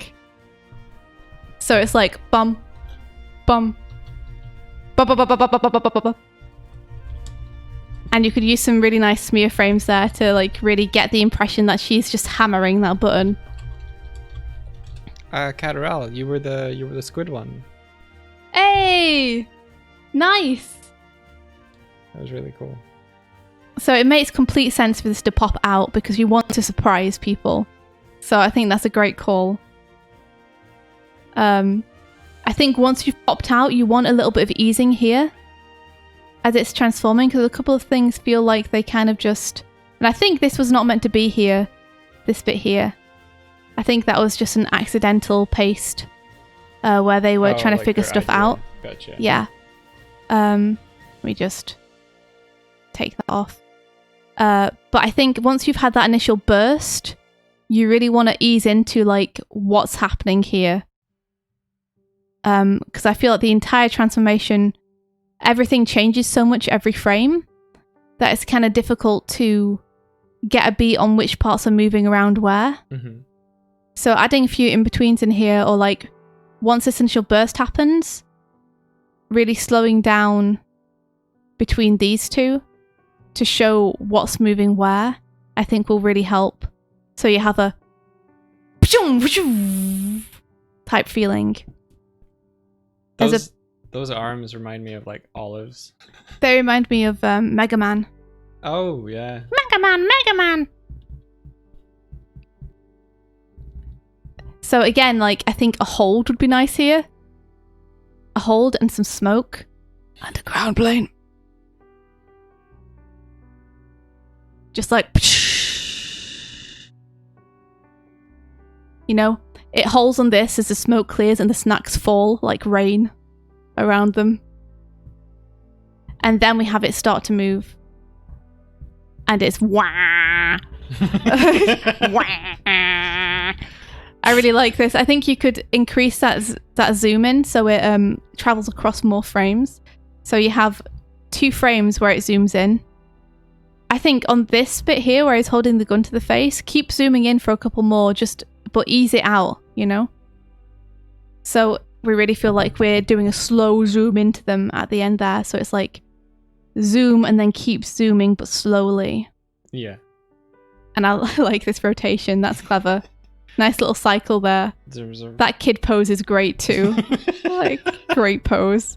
It's like, it's so in their face. It's like pushing their head backwards. Yeah, awesome stuff. Like, really inventive as well.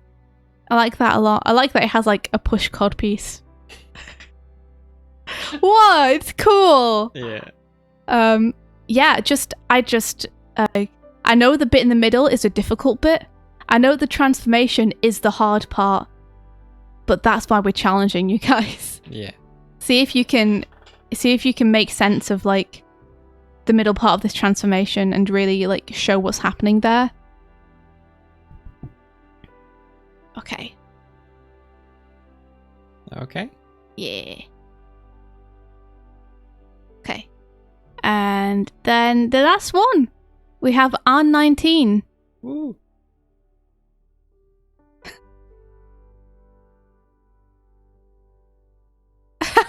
so cool.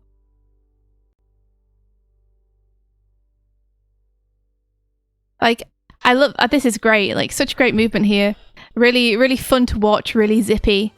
I will say there's one part I don't understand about it just here. I might just be being a dense doof, but we have them diving into the water here. But then we have them re-emerging. And did they land on something there? Or are they just Maybe it's like falling down to the they've air? inflated. Although it looks like the little grabby paws are like "Nee, nee."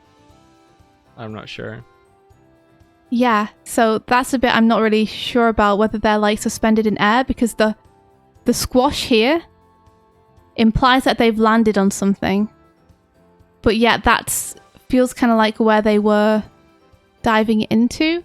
Maybe it's that I can't see the background as well as I should be able to. You know what? I think I've figured it out. There's like a puddle and then there's like it's a river or something. I think this is where the water is. And this should make it a little bit clearer. Tib says, remember everyone to buy Planet Booty's new single, Dancing in My Bedroom, available now on Bandcamp. Yes, Do you have a link for that, Tib? because I believe they're also giving some proceeds to the Black Lives Matter movement, Okay, awesome. which is awesome and amazing of them. They have a Twitch channel now. Do they? Planet Yeah, Booty? Yeah. That's cool. So I think they just land on the ground there. Okay. Yeah, it's a little bit hard to tell just because the background is so faint. I think that's the main issue I'm seeing. Thanks, Tib. Let me change this to add to sketch. So yeah, this is super fun. So they've accidentally left that frame on there, but actually it was quite nice as a smear. So some nice spacing going on. See how they take off here and really ping up into the air and then hold there for a couple of frames as gravity catches up. So it seems like they start off almost like some kind of frog or goat. And now we get a man. Or a person. Just watch for the foot placement there.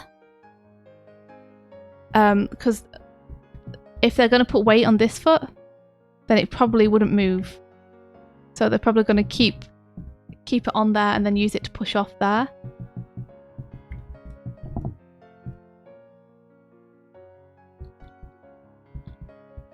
Instead, oh man, it's because I've got add to sketch on. I just wanted to keep it clear where the water was, but Yeah, I think I it's get best you. if I change it to new sketch. So here,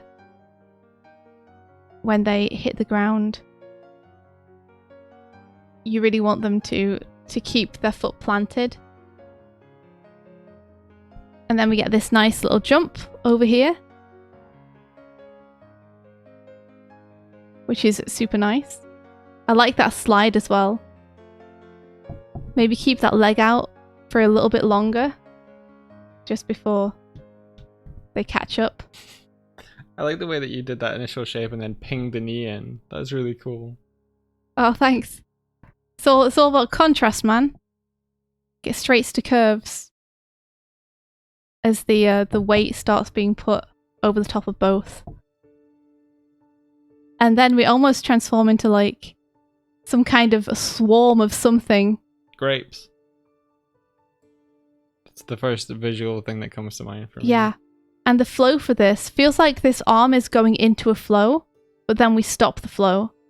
So let's continue that up into the shape.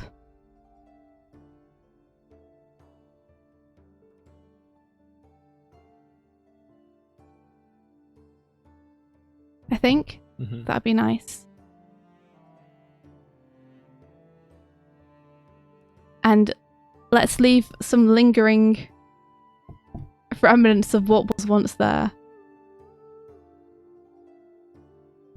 you know, if you think about it, kind of like Porky's animation. You're making like, you're detaching these parts but making it very clear where everything came from. There we go. And then we have this. They appear back over the water. Nice hang time in the air. And then a nice stretch. I'd say you could even go straight into this, honestly. I don't even know if you need this here. I'd be tempted to stretch this out more. And then just lose the next drawing. And have them go straight into their feet maybe sticking out of the water. And the splash happening.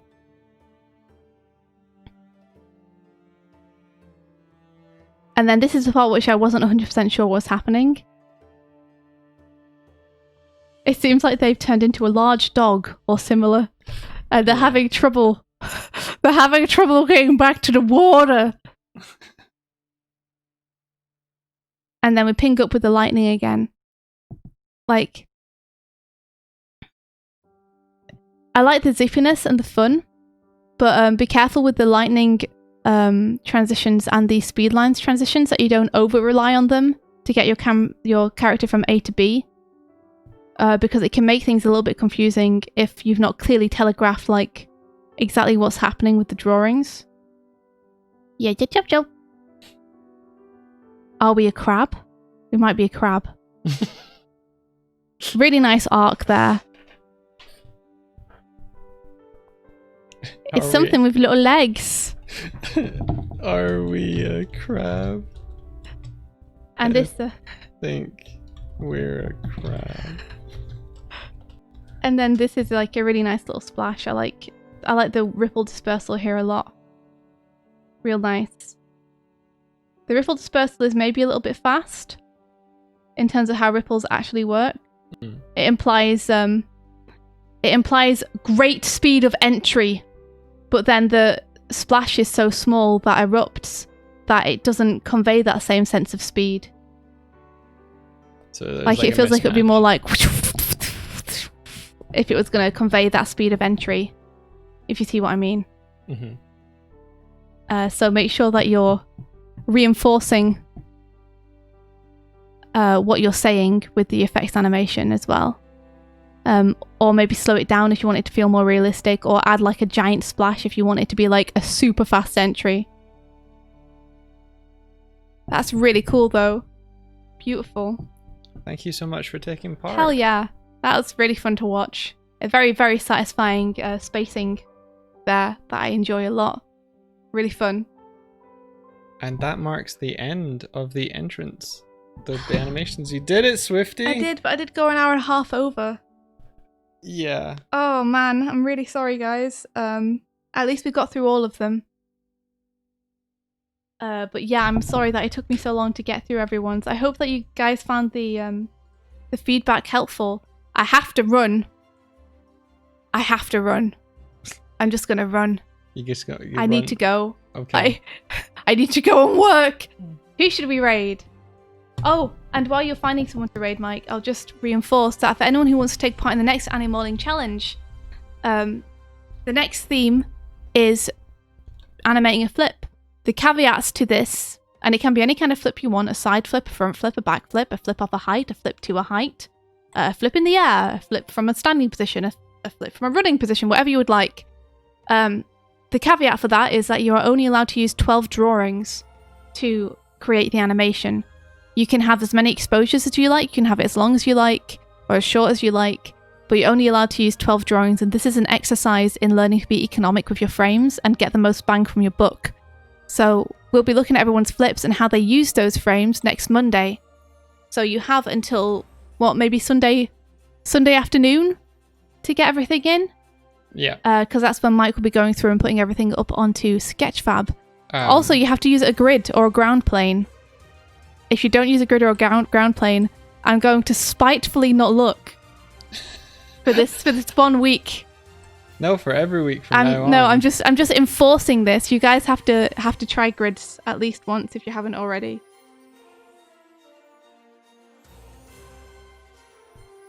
I'm a harsh tutor.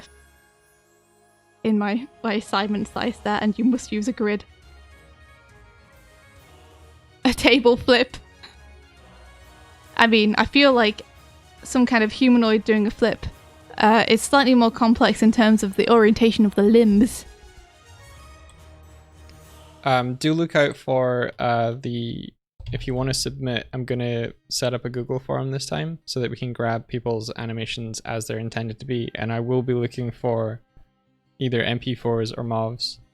So if Are you wanna... going to be posting that on Twitter? Yeah, so if you want to find that, follow us on Twitter and then you grab it. Look out for the Animorning challenge. Oh, Bird's okay to make the flip. You can flip as the bird if you want, Hashtag. Eval Studio. That's fine. I found someone to raid, so we're gonna raid A humanoid table. That would be so good. Riku. Riku? Yeah. Dr. Riku? Oh no, it's like DYA. Dya Riku. Okay. RIKKU. They're making an emote. Cool. An emote. So. Guys, thank you so much for joining us. And for participating in the Animorning challenge. You all brought it, and it was so fun to look through your animations. Everybody have an awesome Tuesday. Let's kick this Tuesday's ass. Hell yeah. And may the rest Of your day be filled with adventure. Take care, everyone. Bye-bye. I have 27,000 Doig books. Very good.